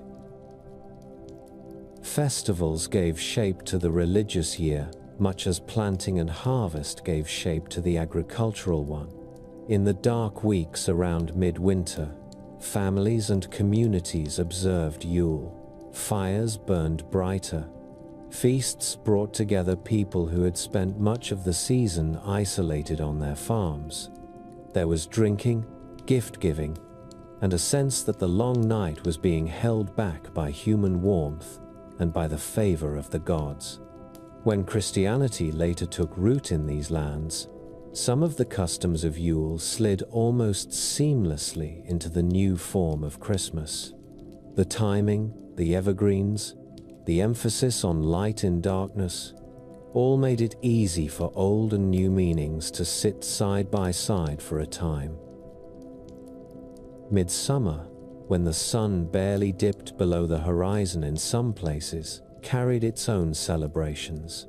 Bonfires on hilltops, games, and rituals intended to protect crops and livestock from harm filled the long, twilight hours. Harvest had its gatherings as well, where thanks were offered for what had been brought in and hopes expressed for the winter to come. Each of these feasts was an occasion not only for religious expression but for alliance building. Marriages might be arranged, disputes smoothed over, stories and news passed from one valley to another. In the same spaces, the art of the poet flourished. Skalds, as these poets were known, held a special place in Norse society. A skilled skald could shape complex verses, full of layered metaphors and references, that praised a patron, mocked an enemy, or condensed the meaning of an event into a few lines that listeners would remember for years. Their vocabulary was full of kennings, figures of speech that replaced simple names with vivid images. The sea could be the whale road. Blood could be called battle sweat. A ship might be a horse of the waves. To follow the winding path of such poetry required a trained ear. It rewarded attention with sudden flashes of clarity.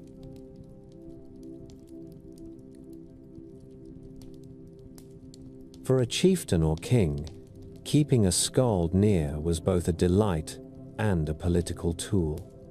Praise poetry could strengthen a leader's reputation far beyond the reach of his own voice. A verse composed at one feast might be repeated at others, carried from hall to hall like a well-crafted piece of jewelry. At the same time, skalds preserved memory. Their verses became a way to fix in words the details of ancestry, of victories and losses, of journeys that deserved to be recalled. In a culture where writing was rare, the spoken poem was a living archive. Centuries later, in Iceland, those archives of memory would be written down. Sagas and collections of mythic poetry took shape in manuscripts produced by Christian scribes who still felt the pull of older stories. Texts like the Poetic Edda and the works of Snorri Sturluson gather tales of Odin, Thor, Loki, and many others into forms that we can still read. These works do not simply repeat pagan belief. They filter it through the experience and theology of their authors.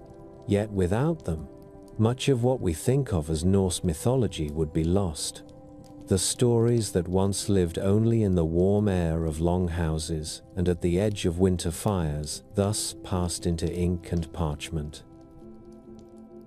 To sit with these beliefs, rituals, and tales is to recognize that, for the people of the Viking world, religion was not a separate compartment of life. It was woven through daily speech, through the handling of tools and weapons, through the way people thought about their own deaths and about the births of their children.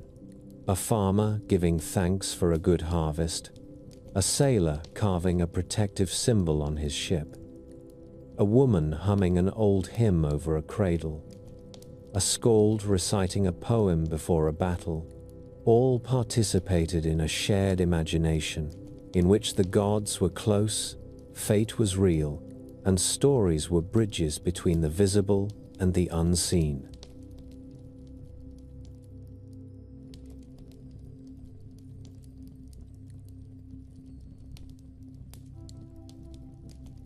If you could stand quietly in the doorway of a Norse homestead on an ordinary morning, before any raiding ship was launched or any king gathered his men for war, you would see at once that the story of the Vikings cannot be told only through the lives of men. The first person you might notice is not a warrior at all, but a woman moving through the half-light of the hall, her keys clinking at her waist, her voice cutting through the murmur of animals and the crackle of the fire. She is the center of that house, and much of what we call Viking society bends around her. In legal terms, the free woman of the North had a position that would have surprised many of her contemporaries further south. She could own property. She could inherit land from her parents and pass it on to her children. If her marriage broke down under certain conditions, she could ask for a divorce and reclaim her dowry. She was not a possession to be traded at will, but a person whose rights were set out in law codes and remembered in the recitations of the Thing. In a world where written documents were rare, the public memory of those rights mattered as much as any parchment. The signs of her authority were woven into the fabric of daily life. One of the clearest was the ring of keys that often hung from her belt. These keys did more than open chests and storerooms. They marked her as the keeper of the household economy. Inside those chests lay food, cloth, tools, small valuables, and sometimes the silver that stood between the family and disaster. It was she who decided how much should be set aside for winter, how much could be spared for trade, and what could be offered in hospitality. When travelers later wrote admiringly of the generosity of northern families, they were in large part recording the decisions of women who chose to open those chests. The work that filled a woman's day was constant and demanding, but it was also skilled. In the longhouse, she supervised the preparation of meals, the brewing of ale, the preservation of food through smoking, drying, or fermenting. Outside, she tended vegetables, herbs, and small fruit bushes. In many communities, it was women who milked cows and goats and turned that milk into butter and cheese. The rhythms of spinning and weaving, easily romanticized at a distance, were in truth the backbone of the household. Wool and flax did not turn themselves into cloth. They passed through hands that knew the exact twist needed to spin strong thread and the exact tension to keep a loom singing rather than snarling. Clothing in the Viking world was not a simple matter of warmth. It signaled family standing, regional taste, and sometimes foreign influence. Women were at the heart of this visual language. When a woman selected dyes for a new garment, she decided whether her household would appear in deep blues, in rich reds, in muted earthy tones, or in some combination. When she fastened her own dress with oval brooches at the shoulders and hung strings of beads between them, she was displaying not only her own style, but the reach of her family's connections. A glass bead from the East, a silver pendant in the shape of a hammer, an imported fragment of silk used to edge a cloak. Each piece told a quiet story about where her household sat in the web of trade and travel. Inside the web of kinship, women were often the ones who held separate strands together. Marriages among free families were rarely purely romantic matters. They were alliances, negotiated with care. Elders on both sides weighed the advantages and risks. A marriage could calm a feud or cement an agreement over land. Once agreed, the union was marked by gift-giving and formal vows. The bride moved from her parents' hall to that of her husband. carrying with her not only a dowry of goods, but a network of obligations. She would be expected to treat her new kin with respect.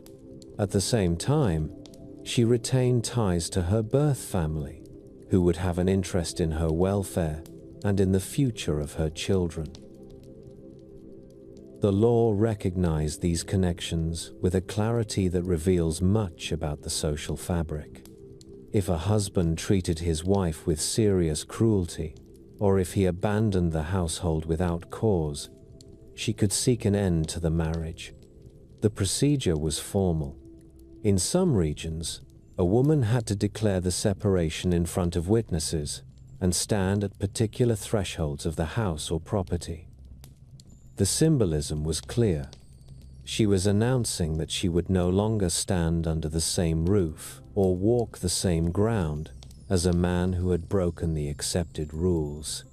When she left, she could take back her dowry and sometimes additional property that had come to her through inheritance.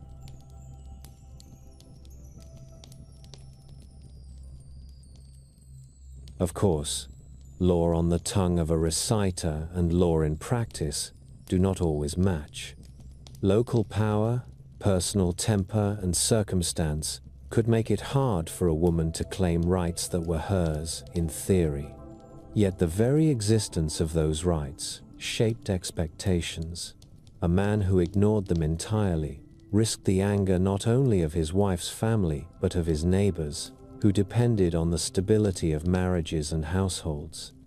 In this way, the legal status of women helped to anchor the larger community. There is another side to this world that appears in the sagas and in grave finds. It concerns women who moved beyond the roles of household manager and matchmaker and stepped into positions of more visible power. Among these were women who seem to have acted as ritual specialists, the seers and practitioners of Sidra. When such a woman arrived at a homestead, she was given the high seat and treated as a guest of honor. Her clothing and staff, described in later accounts, set her apart. The household made special preparations, and women gathered around her in songs that opened the way to trance. When she spoke of the future, the room listened with a mixture of hope and unease. Her authority did not come from land or from swords, but from a sense that she could see a little further along the line of fate than others. Some women held temporal power as well as spiritual influence. In the shifting world of Viking Age politics, a capable widow might become the effective head of an estate, responsible for negotiating with neighbors, managing tenants and slaves, and maintaining the position of her family. In Iceland and Norway, there are references to women who acted as landowners in their own right. One such figure remembered in tradition is Aud, often called the deep-minded, who after the deaths of her husband and son is said to have organized the migration of her kin from the British Isles to Iceland. There she claimed land and established a network of dependents. Whether every detail preserved about her is exact or not, the outline matches what the law and archaeology suggest could happen. When a line of male heirs failed or scattered, a woman with determination could stand in the gap. The graves of high-status women at sites across Scandinavia and in places like the Isle of Man tell their own quiet stories. Some burial mounds contain the remains of women laid out with rich jewelry, imported fabrics, riding gear, and symbols of authority. In certain graves, small whetstones and scales appear, suggesting a role in trade and in the management of weights and measures. In others, staffs, strange bundles, and animal bones hint at roles in ritual practice. One of the most famous ship burials in Norway held two women, one older, one younger, surrounded by carved wagons, sledges, textiles and the remains of animals. The precise nature of their roles is debated, but there is little doubt that they were seen in life as people of consequence. Beyond the homestead and the grave, another figure moves through both history and legend, the Shield Maiden. Stories speak of women who chose to fight alongside men, bearing sword and shield. Some names, like that of Lagertha, come down to us through later sources that mix romance and fact. Others appear in more sober accounts of battles, where writers note with surprise that among the bodies of slain warriors were those of women dressed in armor. For a long time, such references were treated as either exaggerations or poetic fancy. More recently, the careful study of certain warrior graves, where the bones prove to be female despite the presence of full weapons and the absence of domestic tools, suggests that in at least some cases, women did take on the role of professional fighters. It is important not to imagine a society filled with female warriors as a norm. The work of the farm and household required women's constant attention, and most never left that sphere. The Shield Maiden stands at the edge of what was possible, not at the center. Yet her presence in the stories, and in occasional bones in the earth, shows that the lines between expected roles could be crossed in moments of crisis or ambition. When danger came to a settlement and men were away, it is not hard to picture a woman taking up a spear to defend her children and her animals. When a family of strong character lacked sons, a daughter with the right temperament might be encouraged to learn the use of weapons. In a culture that valued courage above many other virtues, there was room for admiration of such acts.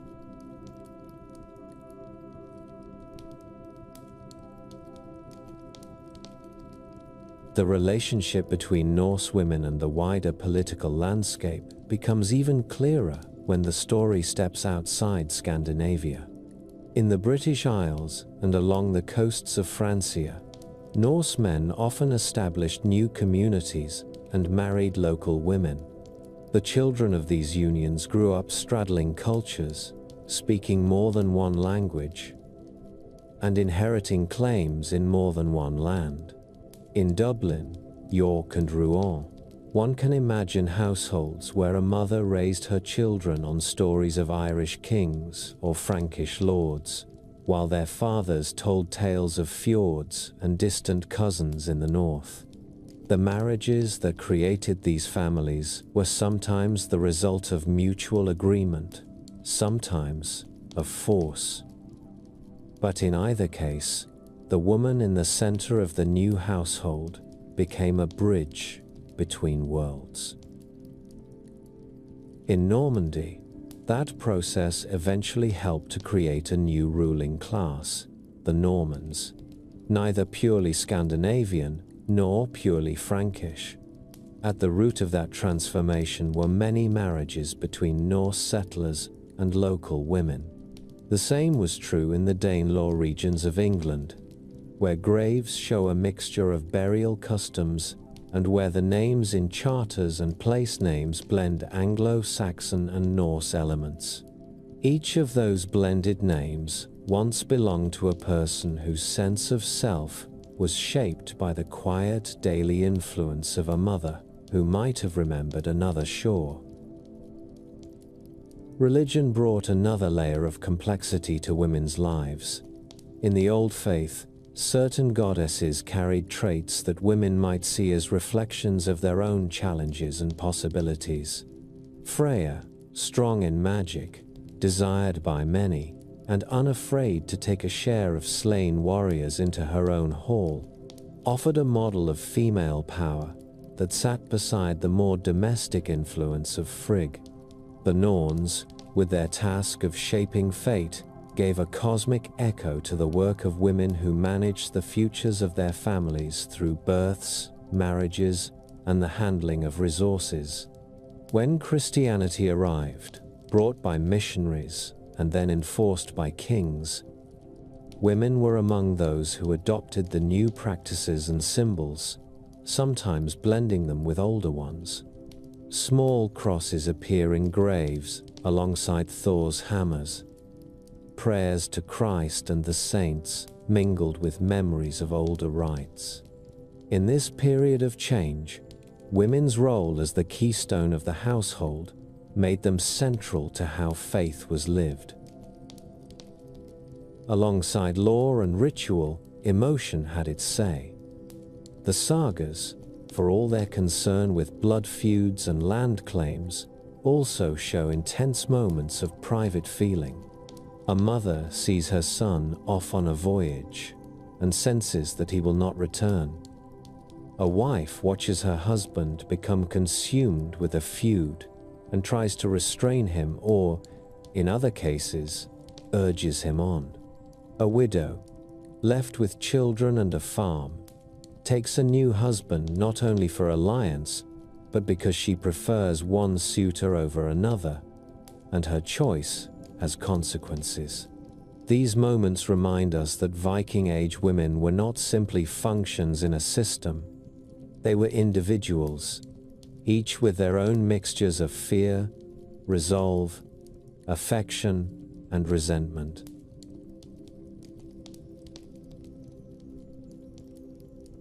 There is a danger, when speaking of a society known for war, of seeing the lives of women only in terms of what they meant to men who fought.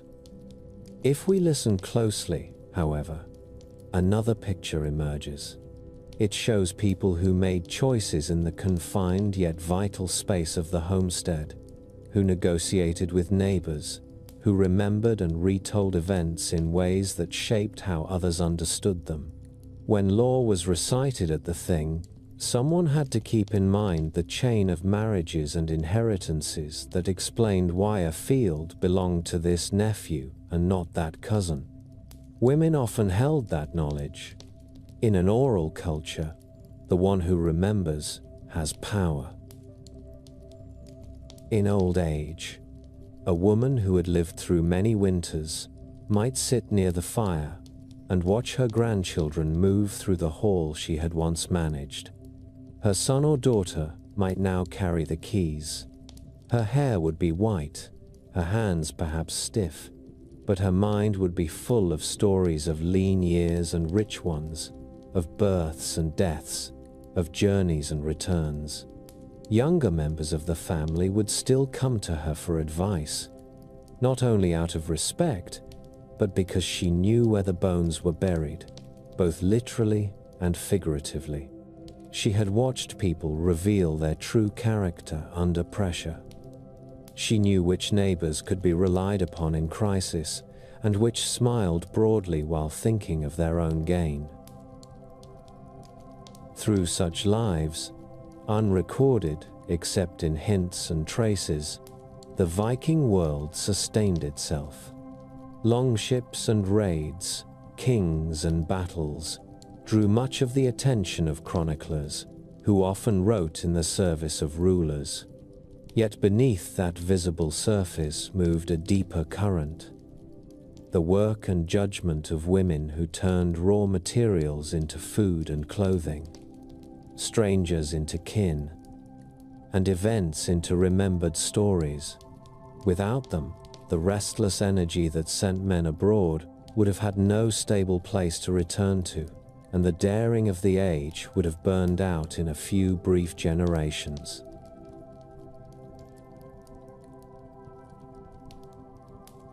In the early morning mist along a northern harbor, before the first cries of gulls have fully broken the silence, a different side of the Viking world begins its day. The water in the inlet lies smooth as beaten metal. Along the shore, hulls rest half in and half out of the shallows, creaking softly as the tide shifts. Smoke rises from small hearths, not for feasting or sacrifice, but for warming the hands of merchants who have slept beside their goods. It is here, in towns like Hedeby, Birka, and Dublin, that we see the Vikings not as raiders on foreign coasts, but as traders working the great arteries of medieval commerce. From a distance, Hedeby does not look like much. It crouches along a sheltered bay at the base of a low hill, a scatter of wooden houses and sheds within an earthen wall.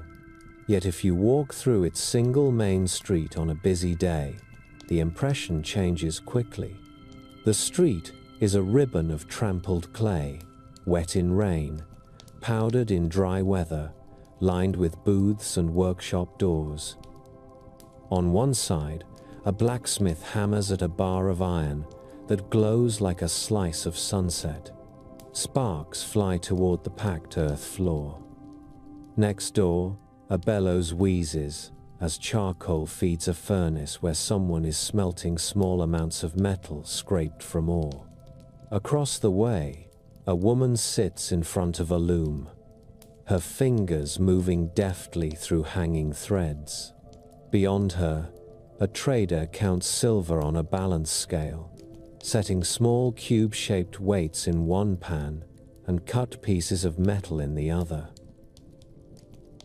The smell of the place is rich and layered.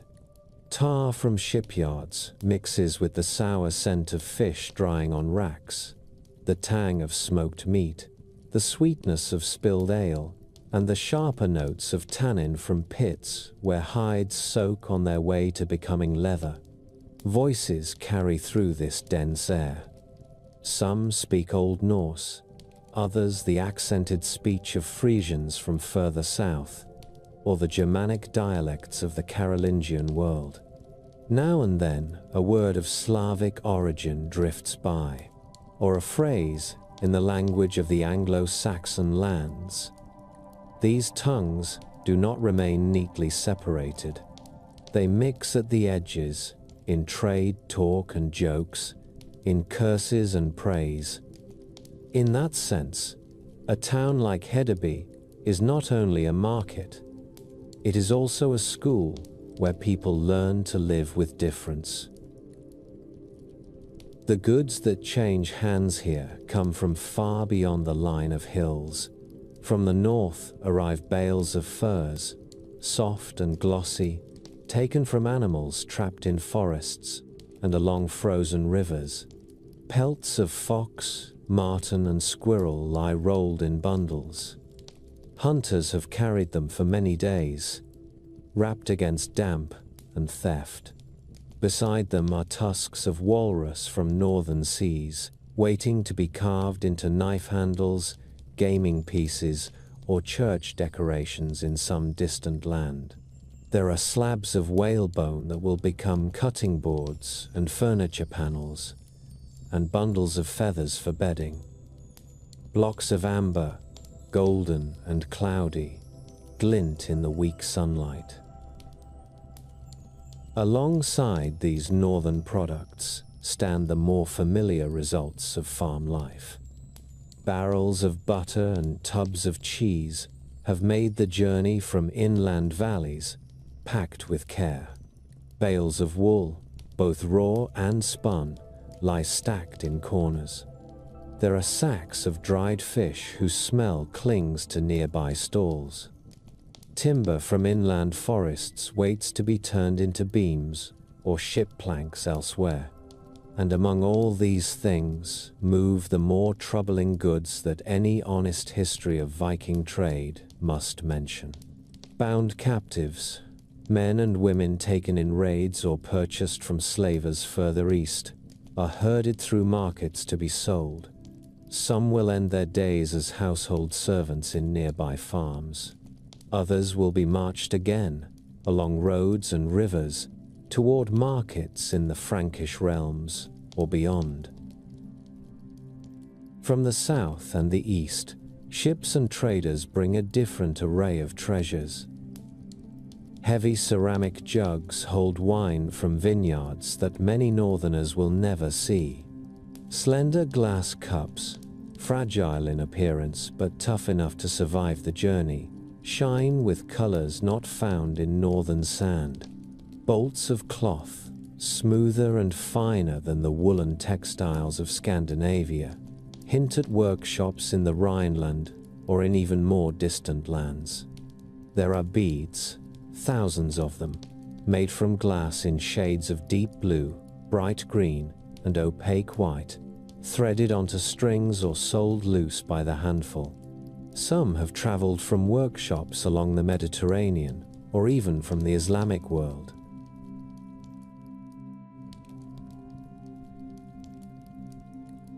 The most important import of all, however, is not wine or glass. It is silver.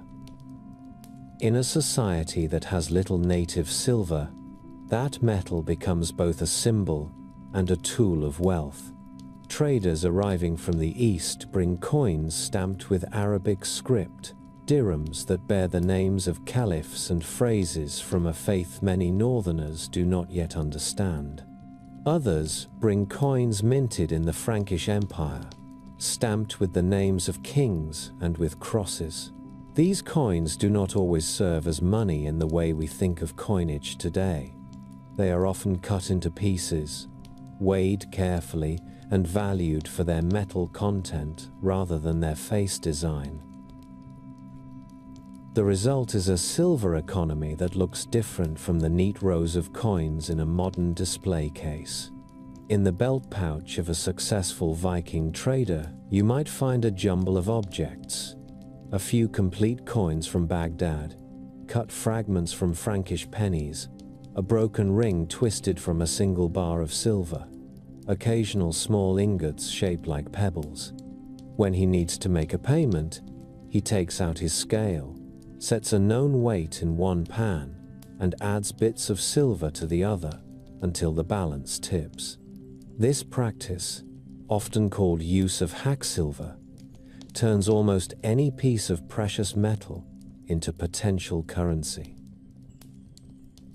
The accuracy of these transactions depends on small marked weights, themselves often made of bronze or stone and decorated with simple designs. Archaeologists find them in trading towns and in graves. They tell us something about the mindset of those who used them. Behind every weight lay a commitment to precision, to an agreed-upon standard. One can picture a trader frowning as he adjusts a scale, suspicious of a coin whose composition seems poor, or of a weight that might have been shaved. Each exchange of silver at a market stall involves not only trust, but careful checking. The extraordinary hoards of silver and gold discovered across northern Europe allow us to step into these scenes with a little more clarity.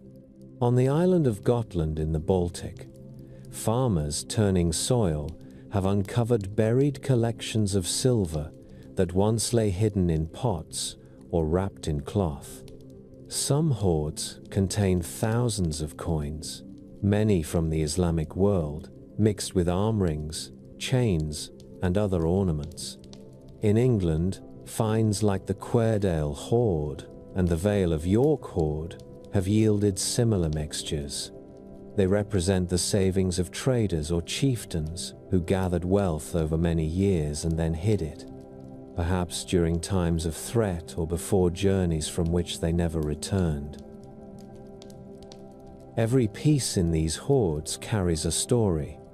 An Arabic dirham that was minted along the Tigris may have left its home city in the hands of a merchant, traveled west along caravan routes to a Black Sea port, sailed to the Baltic with Greek or Rus traders, been exchanged for furs at a river market, been cut in half at a Scandinavian harbor, and finally settled into the earth of a farm field as part of a local man's nest egg.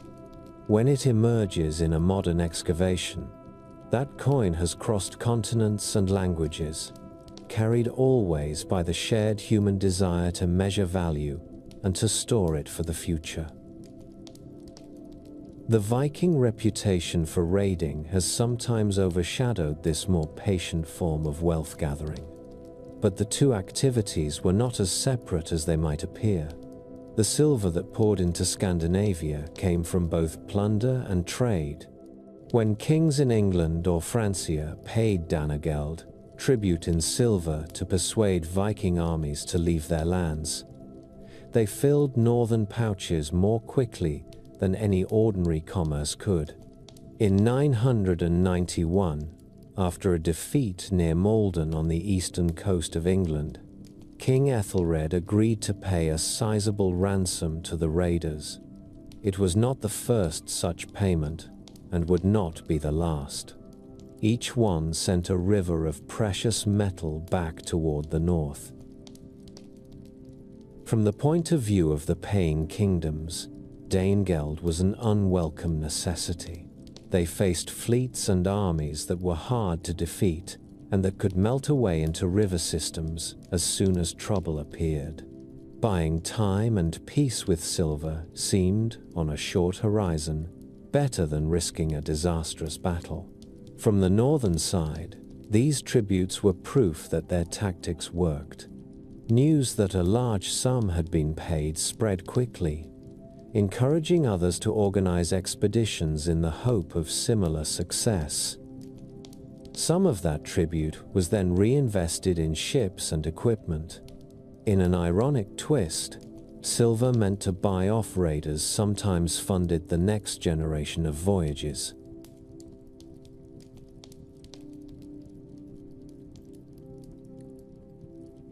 The peaceful trade that moved alongside this coerced wealth also shaped the physical appearance and daily life of Viking communities. In towns like York, known to the Norse as Jorvik, and in Dublin on the Irish Sea, excavations have revealed dense neighborhoods of timber houses, each with its own workshop. In Jorvik, craftsmen worked antler into combs and gaming pieces. Leather workers made shoes, belts, and scabbards. Metal workers produced pins, brooches, knives, and small tools. In one layer of the city's remains, the soil is black with organic matter, rich from centuries of waste, and threaded with offcuts of wood and leather that speak of constant activity. The objects produced in these workshops were not all destined for distant markets. Many served local needs. A farmer who brought grain to town might leave with new shoes, a repaired tool, or a carved clasp for his wife's cloak. Yet some items clearly traveled further. Intricate silver brooches in characteristic Scandinavian styles appear in graves in Scotland and Ireland. Small mounts and fittings decorated with the sinuous beasts of the so-called boré and gelling styles have been found on harnesses and boxes far from the place of their making.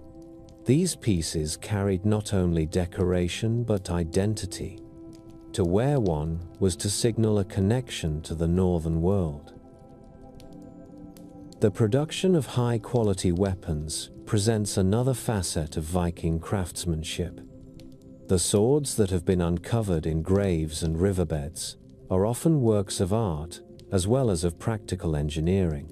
Some blades show the faint patterns of twisted steel within their cores, evidence of techniques that balanced hardness and flexibility. Others bear inlaid maker's marks, such as the famous Ulfberti signature, set in contrasting metal along the blade.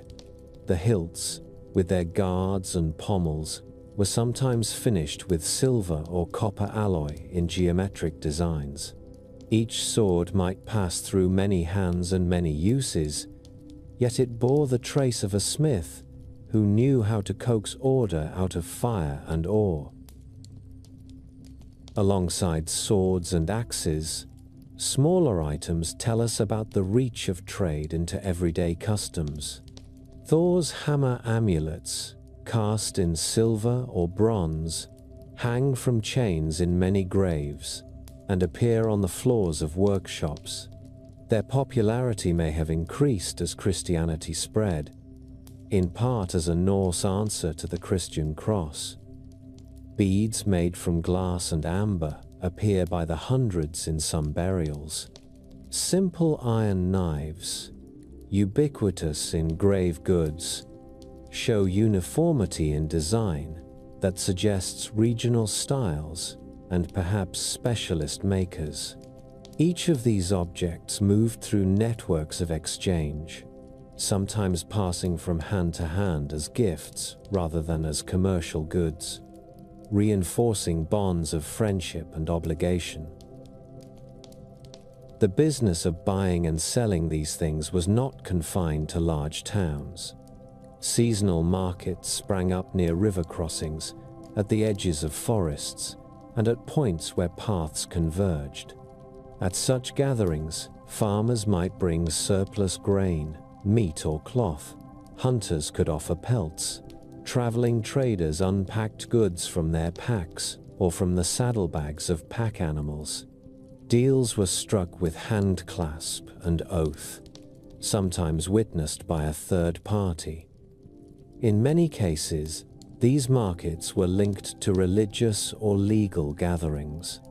The same field where men met to hear the law spoken and to settle disputes might transform, after the formal business of the thing, into a ring of stalls and informal exchanges. In these more modest settings, women often played a visible role. A household might send its mistress or a daughter to sell milk products, woven bands, or extra poultry. She would stand or sit behind a rough table or simply a cloth on the ground, eyes weighing potential customers, hands moving confidently over goods and coins. For her, the market was not only a place of trade, it was a chance to gather news, to gauge the prosperity of neighbors, and to strengthen social ties through gossip and arrangement. The goods she brought back home, whether a little extra silver, a new pot, or a rare piece of glass, translated her skill at negotiation into tangible benefit for her family. Beneath the flow of goods, darker currents moved. The trade in human beings was one of the most profitable and grim strands in the Viking commercial web. Raids along the coasts of Ireland, England, and Francia often resulted in the capture of men, women, and children. These captives were brought back to Scandinavian homesteads as thralls, or carried to markets further south and east. The river routes to the lands of the Slavs provided another stream of enslaved people, taken in local wars or seized by intermediaries. Some were sold in the Frankish realms, others moved along routes that linked the Baltic to the markets of the Islamic world, where demand for new labor and concubines was constant.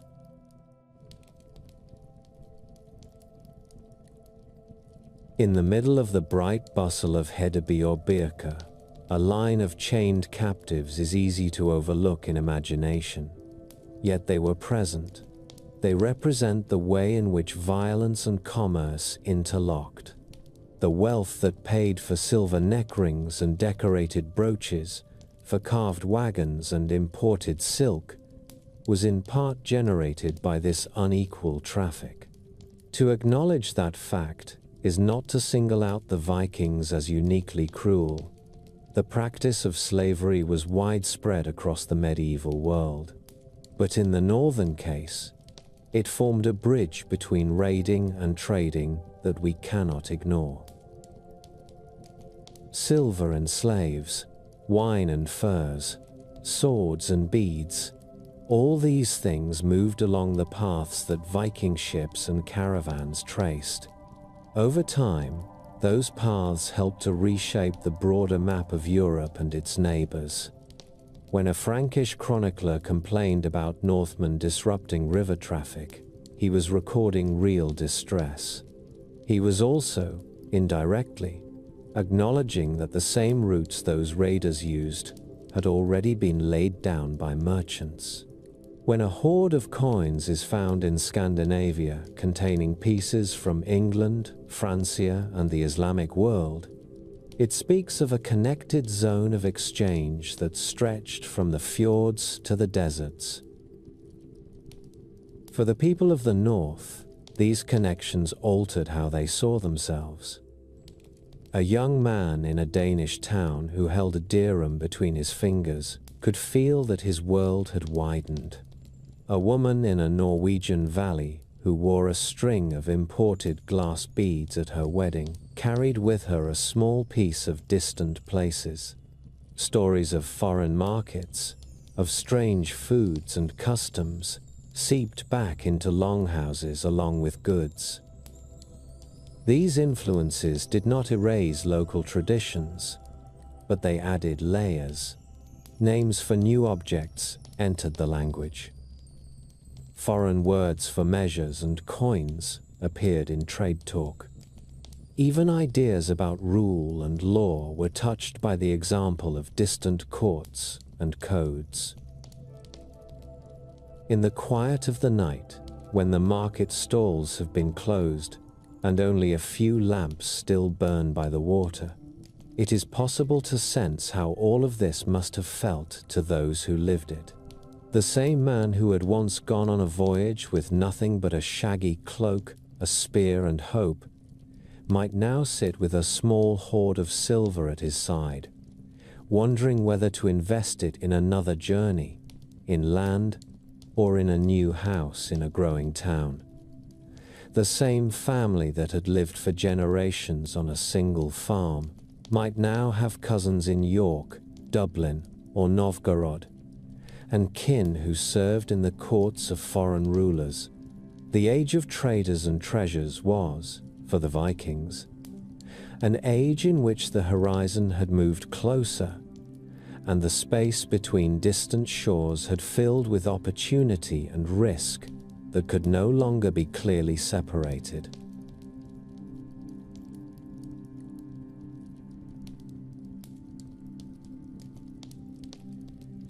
By the 10th century, Norse travelers had become a familiar sight in many harbors, not just as sudden storms from the sea, but as settled neighbors and ambitious princes. The same people whose longships had once appeared without warning at lonely monasteries now helped shape the destinies of kingdoms. Their story no longer belonged only to the cold northern coasts. It unrolled along the rivers of the east, across the plains of Francia, and all the way to the gates of Constantinople. On the coast of what is now northern France, the change could be seen in the very name of the land. In the early 10th century, a Scandinavian leader named Rollo arrived with his followers and pressed the Frankish kingdom so hard that King Charles, called the Simple, chose negotiation over endless war. In an agreement that suited both sides, Rollo received authority over a stretch of coastline at the mouth of the Seine in return for loyalty and for defending the river valley against other raiders. This territory came to be called Normandy, the land of the Northmen. The Norse who settled there did something remarkable. Within a few generations, they had adopted the French language, Christian faith, and many local customs. They married into the families of Frankish lords and dressed in the fashions of the royal court. Yet they did not entirely forget their own past. The taste for war, for calculated risk, and for opportunity remained strong. The descendants of Rollo, now known as Dukes of Normandy, became among the most energetic rulers in Europe. When William, a later duke, crossed the Channel in the year 1066 and defeated the English army at Hastings, the conqueror who took the English throne carried in his veins the legacy of Viking settlers who had turned themselves into French-speaking nobles. The ripple of that transformation reached far. Under Norman rule, England was drawn more tightly into continental affairs. Norman adventurers also pushed into southern Italy and Sicily, carving out new principalities there. In courts at Palermo and London, in castles along French rivers, people spoke of Norman lords with a mixture of admiration and alarm. Behind their banners stood not the raw raider of earlier centuries, but a disciplined warrior aristocracy that carried with it a memory of wooden ships and northern seas. To the east, a different transformation unfolded along the river systems that linked the Baltic to the Black Sea. Norse traders and war leaders moved along the Dnieper and the Volga in boats that could be rowed upstream and dragged over portages where the water failed them. In the forest and steppe lands, they encountered Slavic communities and steppe peoples, striking alliances and sometimes imposing rule. Later chronicles speak of a figure named Rurik and his kinsmen, invited in some versions of the story to bring order to quarreling tribes. Whatever the precise details, a new political formation emerged, which we call the Rus. In towns like Novgorod and Kiev, Norse and Slavic elites blended. Norse personal names appear in the earliest layers of rulership, then slowly fade as local names replace them. The rulers of these cities sent embassies to Constantinople and to the courts of Central Europe. Their merchants carried wax, furs, and slaves south, bringing back coin and goods from Byzantine and Islamic markets. As the Rus converted to Christianity, they turned toward Constantinople for religious leadership, importing priests, texts, and building styles.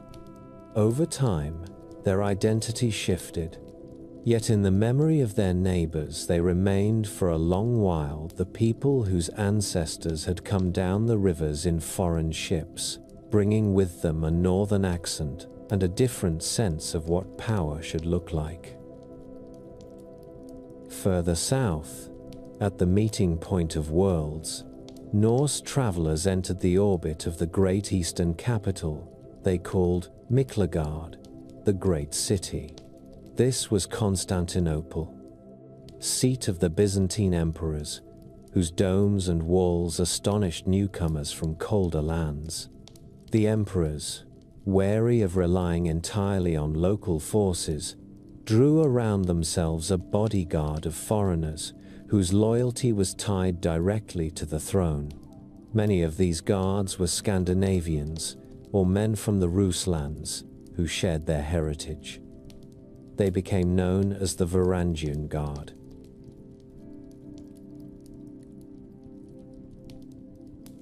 To imagine a young man from a fjord village standing in the polished corridors of the imperial palace is to grasp the distance these journeys covered.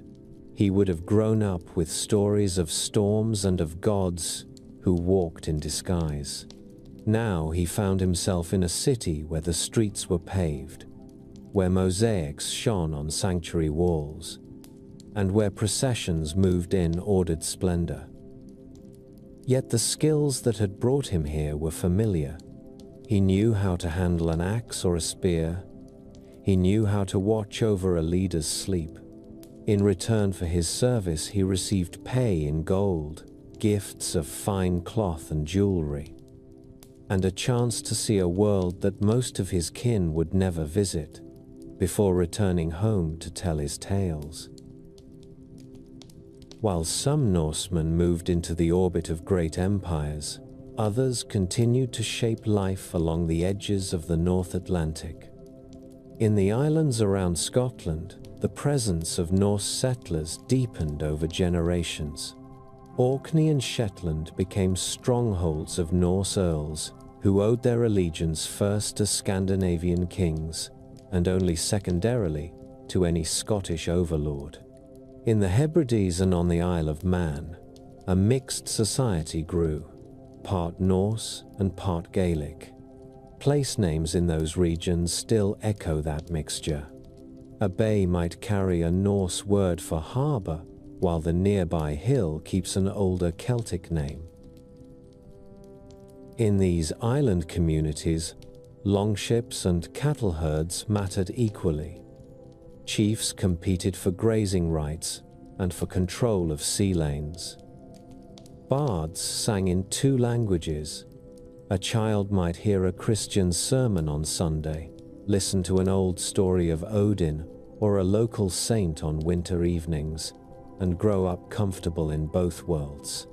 When the kings of Norway or Scotland claimed authority over these islands, they had to reckon with local leaders who saw themselves as guardians of a culture that did not fit neatly into the categories of either mainland.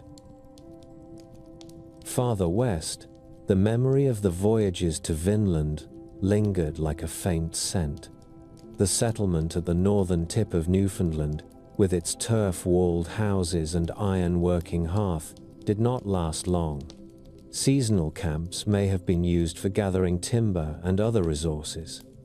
Encounters with native peoples, whom the sagas call skraelings, were tense and sometimes violent.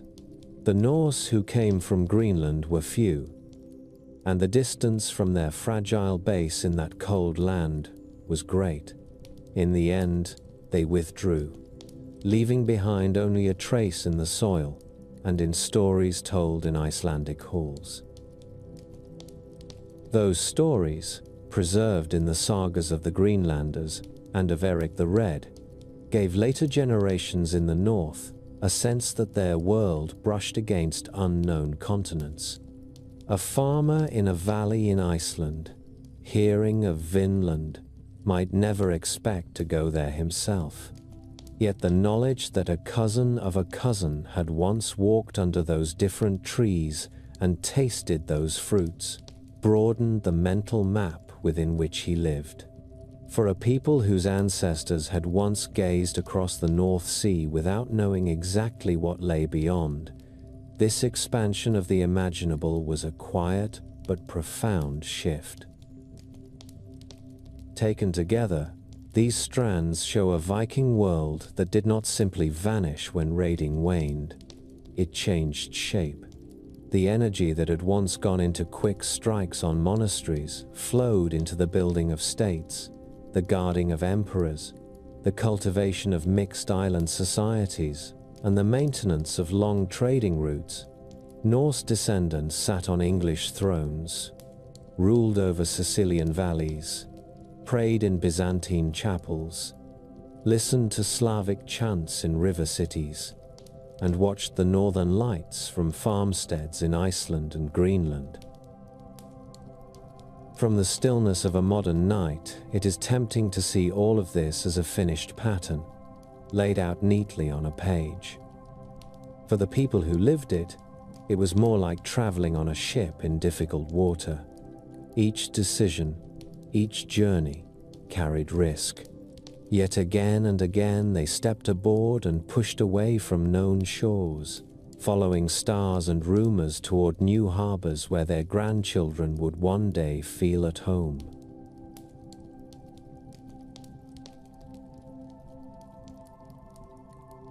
In the lands of the north, the sky and the seasons did not change.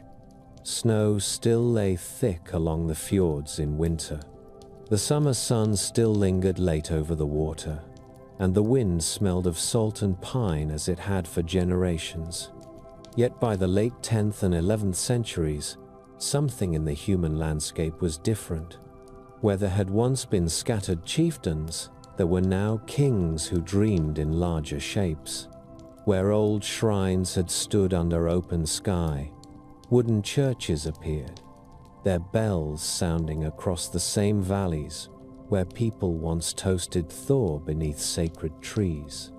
The world that had produced the first Viking raids was turning into something more settled, more deeply tied to the rest of Europe, and less willing to tolerate the old ways. The first threads of that change had been laid long before.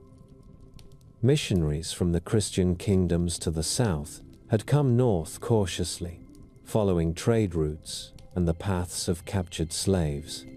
One of the earliest of these, the monk Ansgar, traveled in the 9th century to the trading town of Birka in Sweden. He found a place already alive with traffic from distant lands, where merchants were at least willing to listen to a new faith that spoke of one God and of salvation that did not depend on victory in battle. His efforts left only a faint mark at first. A small church, a handful of converts, a memory preserved in Latin texts. The old gods still held the high ground of imagination. Yet the seed was there. Every slave brought from a Christian land who told his captors about his own beliefs, every trader who crossed himself before closing a deal, every southern ruler who wrote a letter to a northern chieftain and sealed it with a cross, added to the quiet pressure. Christianity traveled not only in sermons but in habits, a custom of resting on a certain day, a reluctance on the part of new converts to join in sacrifices that had once seemed natural, doubts expressed in private by those who had seen the wealth and power of Frankish or English kings and wondered if their gods were stronger. In Denmark, the slow shift of belief and the consolidation of political power came together in the person of Harald Bluetooth. He was the son of Gorm, a king whose rule had stretched across much of Jutland and who had been buried in the old way, with a mound and a wooden chamber. Harald inherited a realm that still mixed old and new, and he set himself to strengthen it. He built ring-shaped fortresses with precise geometry, their earthworks and wooden walls enclosing barracks and workshops. These strongholds, at places like Trelleborg and Aggersborg, show a degree of planning that suggests a king thinking beyond the next season, beyond the next raid. At the same time, Harald accepted Christian baptism. The reasons were not purely spiritual. Embracing the faith of his powerful neighbors helped ease relations with the German Empire to the south, which otherwise might have pushed more aggressively into Danish lands. It gave him a new language for kingship, one that spoke of a ruler as chosen and blessed by a single god, standing above local cults. The change, however, was not only a matter of diplomacy. On a great stone at Jelling, near the burial mound of his parents, Harald raised a monument of carved granite. One side commemorated Gorm and Harald's mother, Thyra. Another side carried an image of Christ and an inscription that declared that Harald had won Denmark and Norway and had made the Danes Christian. That message, carved in runes for all who passed to see, was both boast and program. In reality, the conversion of Denmark did not happen in a single royal gesture. It unfolded unevenly. Some regions accepted new clergy and built churches quickly. Others clung to the old gods in private long after public ritual changed. Yet the royal will mattered. When a king ordered that churches be built, that children be baptized, that graves be dug beside wooden chapels instead of in old burial fields, the pattern of life began to shift. Norway followed a more turbulent path. Its broken coastline, deep fjords, and scattered valleys had long been the domain of independent local chieftains. Several kings tried to gather these under a single crown. Among them, two stand out for the fierce way they tied political ambition to religious reform.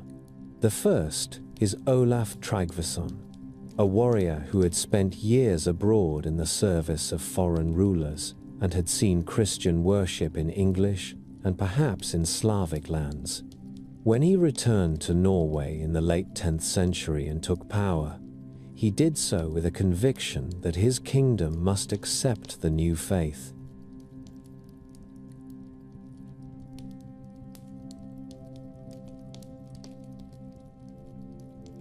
The stories that surround Olaf are full of dramatic scenes.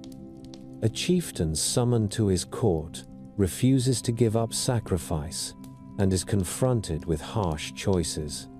A pagan shrine is cut down, its images destroyed, its valuables seized to build churches. In coastal regions and along the great waterways, Olaf's men went from farm to farm, pressing heads of households to accept baptism. It was a rough form of evangelism, backed by the threat of royal displeasure. Many conversions achieved in this way were likely shallow at first, more about survival than conviction. But they set in motion a process that could not easily be reversed. Olaf Tryggvason's rule was brief, ending in battle at sea, but his work was taken up by another Olaf, Olaf Haraldsson. This second Olaf, later honored as Saint Olaf, came to the Norwegian throne in the early 11th century and pursued the twin tasks of centralizing royal authority and embedding Christian law. He issued codes that linked religious practice to legal obligations: attendance at church, payment of tithes, observance of fasts, and feast days. All became matters of public duty. He combated older rituals, not only sacrifice, but also certain types of magic. Olaf Haraldsson's insistence on royal power and religious conformity earned him enemies among local magnates. He was driven from his throne and died in battle at Stiklestad. Yet the stories of his steadfastness and of miracles attributed to him after his death transformed his memory. Within a generation he was revered as a saint. Pilgrims traveled to his shrine at Nidaros. Norwegian kings who followed found it useful to present themselves as heirs of Saint Olaf, defenders of a Christian people. In this way, a king who had been resisted in life became, in death, a symbol of the very unity he had sought. Beyond the courts of Denmark and Norway, other communities in the Norse world worked out their relationship with Christianity in their own ways. Iceland offers one of the clearest examples of a negotiated conversion. By the year 1000, Icelandic society was already organized around a national assembly, the Althing, where chieftains and free farmers met to decide major questions. As Christian missionaries gained influence among some families, tensions grew between those who favored the old gods and those who had accepted the new faith. There were fears that this religious divide would split the island into rival camps. When the question became too pressing to ignore, the Althing took it up. According to later accounts, the chieftains agreed to let one respected law speaker consider the matter in solitude. He wrapped himself in his cloak, lay down, and spent the night in thought. In the morning, he returned to the assembly with a proposal. All Icelanders, he said, should adopt Christianity as the official religion. Children would be baptized, churches would be built. At the same time, for a period, people would be allowed to continue certain old practices in private, such as eating horseflesh and offering small sacrifices, as long as these were not done openly. The decision was accepted. It was a compromise that preserved social peace while pointing the island steadily toward full Christian practice. In time, the older rituals faded and the compromise clauses were dropped. Yet the memory of that night at the Althing, of one man balancing belief against the need for unity, remained. It offers a glimpse into how thoughtful and practical the transition could be, even in a world often remembered for its violence. As crosses rose on hilltops, and churches appeared in trading towns, other signs of change emerged in quieter places. Burial customs shifted. The grand ship burials and mound graves of earlier centuries gave way to graveyards beside church walls. Bodies were laid east-west in the earth, with fewer lavish grave goods. The emphasis moved from equipping a person for a journey among many worlds to placing them under the care of a single God and the prayers of the living. At first, the two systems overlapped. In some cemeteries, early Christian burials still include a knife, a whetstone, a brooch, or beads, as if families could not entirely surrender the older idea that the dead might need such things.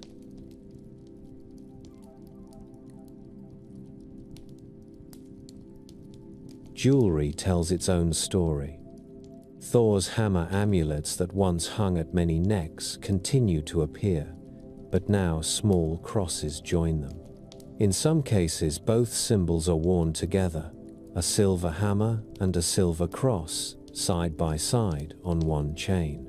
The person who wore such a pair may have been hedging bets, honoring a family tradition while also adopting the sign of the new faith. Or perhaps he or she simply felt that the two figures were not entirely incompatible, each representing a different aspect of protection and hope. Over time, crosses dominated, but the old forms did not vanish entirely. They lingered in patterns carved into wood, in phrases of oath, in stories told long after belief had shifted. Along with the new religion came new tools of administration and thought. Christianity brought with it literacy in Latin, and, eventually, in the vernacular written with the Latin alphabet. Kings and bishops established schools for the training of clergy. Monasteries and cathedral chapters produced charters, letters, and law codes. The habit of recording land grants, legal decisions, and royal commands in writing gradually supplemented the older reliance on memory and recitation. In some courts, Latin and the written word became a way to connect local rulers to the wider European Church and to networks of power that stretched to Rome. These internal changes in belief and law coincided with a shift in how power was organized. The loose confederations of jarls and chieftains that had once dominated Scandinavian politics gave way to stronger monarchies. In Denmark, after Harald Bluetooth and his son Sweyn Forkbeard, came a figure whose ambitions reached further still, Canute, often called the Great. Canute was the son of Svein, who had led campaigns against England in the late 10th and early 11th centuries. When Svein died, Canute gathered his forces and continued the struggle. In 1016, he secured the English throne, becoming king over a land that had once paid Danegeld to keep men like him away. He did not treat England as a temporary conquest. He ruled it, collected taxes, appointed earls, and issued law codes that drew on both English and Danish traditions. A few years later, he inherited or secured rule over Denmark. For a time, he also held sway in Norway. The realm that took shape under his authority reached around the North Sea, linking English shires to Danish islands and Norwegian coasts in a single political unit. It was not stable in the modern sense. Local rivalries simmered. Borders shifted. Yet for a generation, a man sitting by a fire in York could say that his king also ruled in Zealand, and a farmer in Jutland could know that the same ruler wore a crown in Winchester. Canute himself traveled widely. He went on pilgrimage to Rome, attended imperial ceremonies, and negotiated with the Pope on matters that affected the English Church. In these journeys, he acted not as a wandering sea king, but as a Christian monarch among his peers, conscious of the responsibilities and honors of that role. Under Canute, the Viking world reached a certain crest. The old warrior energy had been channeled into an empire maintained through a mix of force, administration, and ceremony. When he died in 1035, the structure he had built began to fracture. Rival claimants struggled for his thrones. England eventually slipped from Danish control. Norway and Denmark each followed their own dynastic paths. Yet the habits established during his reign did not disappear. They had shown Scandinavian elites what it meant to participate fully in the political and religious systems of Latin Christendom.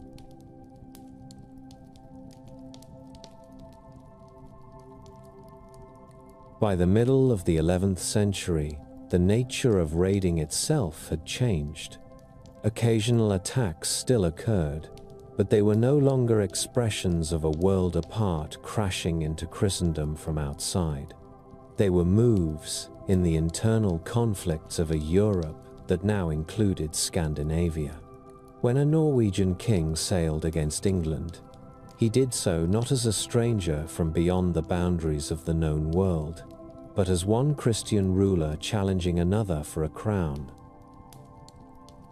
The clearest example of this shift is the career of Harald Hardrada. As a young man, Harald had fled Norway after a failed battle and had sought service abroad. He spent years in the east, fighting as part of the Varangian Guard in Constantinople and on campaigns in the Mediterranean. He gathered wealth and experience, learning how great courts functioned and how complex the world could be. When he returned to Scandinavia and eventually took the Norwegian throne, he brought with him not only treasure, but a sense of his own destiny. In 1066, Harald Hardrada allied with an English noble, Tostig, and launched an invasion of northern England. His aim was to claim the English crown, which he believed he could justify through earlier treaties and lines of succession. He sailed with a large fleet, moved up the rivers, and won an initial battle near York. The sight of his army, with its mix of seasoned Norwegians and local supporters, must have reminded English villagers of the old days, when Northmen had first come in dragon-prowed ships. Yet the situation was different. This was a contest between kings, not an early raid on a monastery. The end came quickly. King Harold Godwinson of England, who had just repelled another threat on his southern coast, marched his men north in haste. At Stamford Bridge, he surprised Harald Hardrada's forces and, after a long and bitter fight, defeated them. Harold died there, beneath the sky of a country that many of his ancestors had visited as raiders and traders. His fleet limped home with only a fraction of the ships that had set out. For many later writers, the fall of Harald Hardrada on English soil marked the effective end of the Viking Age of great overseas attacks. The same year, as if time had decided to close one door and open another in a single turn, William of Normandy crossed the Channel and won the Battle of Hastings. The conqueror who took the English throne in his place carried Norse blood and Norse traditions filtered through generations of life in France. In his rule and in the Norman expansion that followed, the legacy of the Vikings continued, but in a transformed state. In Scandinavia itself, life settled into new patterns. Kings in Denmark, Norway, and Sweden ruled Christian kingdoms with hierarchies of bishops and priests.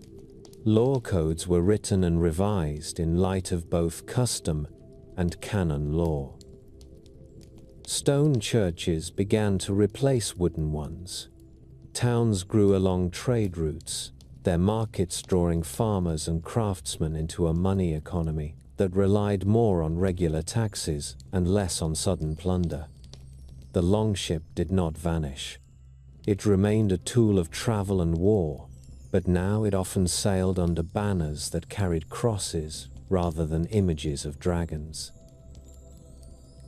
Beyond the political centers, in farms and villages, older ways of thinking lingered. Stories of Odin, Thor, and Loki survived in the sagas told in Iceland and in the folklore of rural communities. Certain place names and seasonal customs carried hints of older cults long after their original meanings were blurred. Yet the framework within which people understood their place in the world was now very different from that of their great-grandparents. Children learned the Lord's Prayer and the lives of saints. Pilgrimages took the place of some older journeys. When farmers across Scandinavia looked south, they saw themselves as part of a wider Christian community, with obligations and ambitions that reached toward Rome and beyond.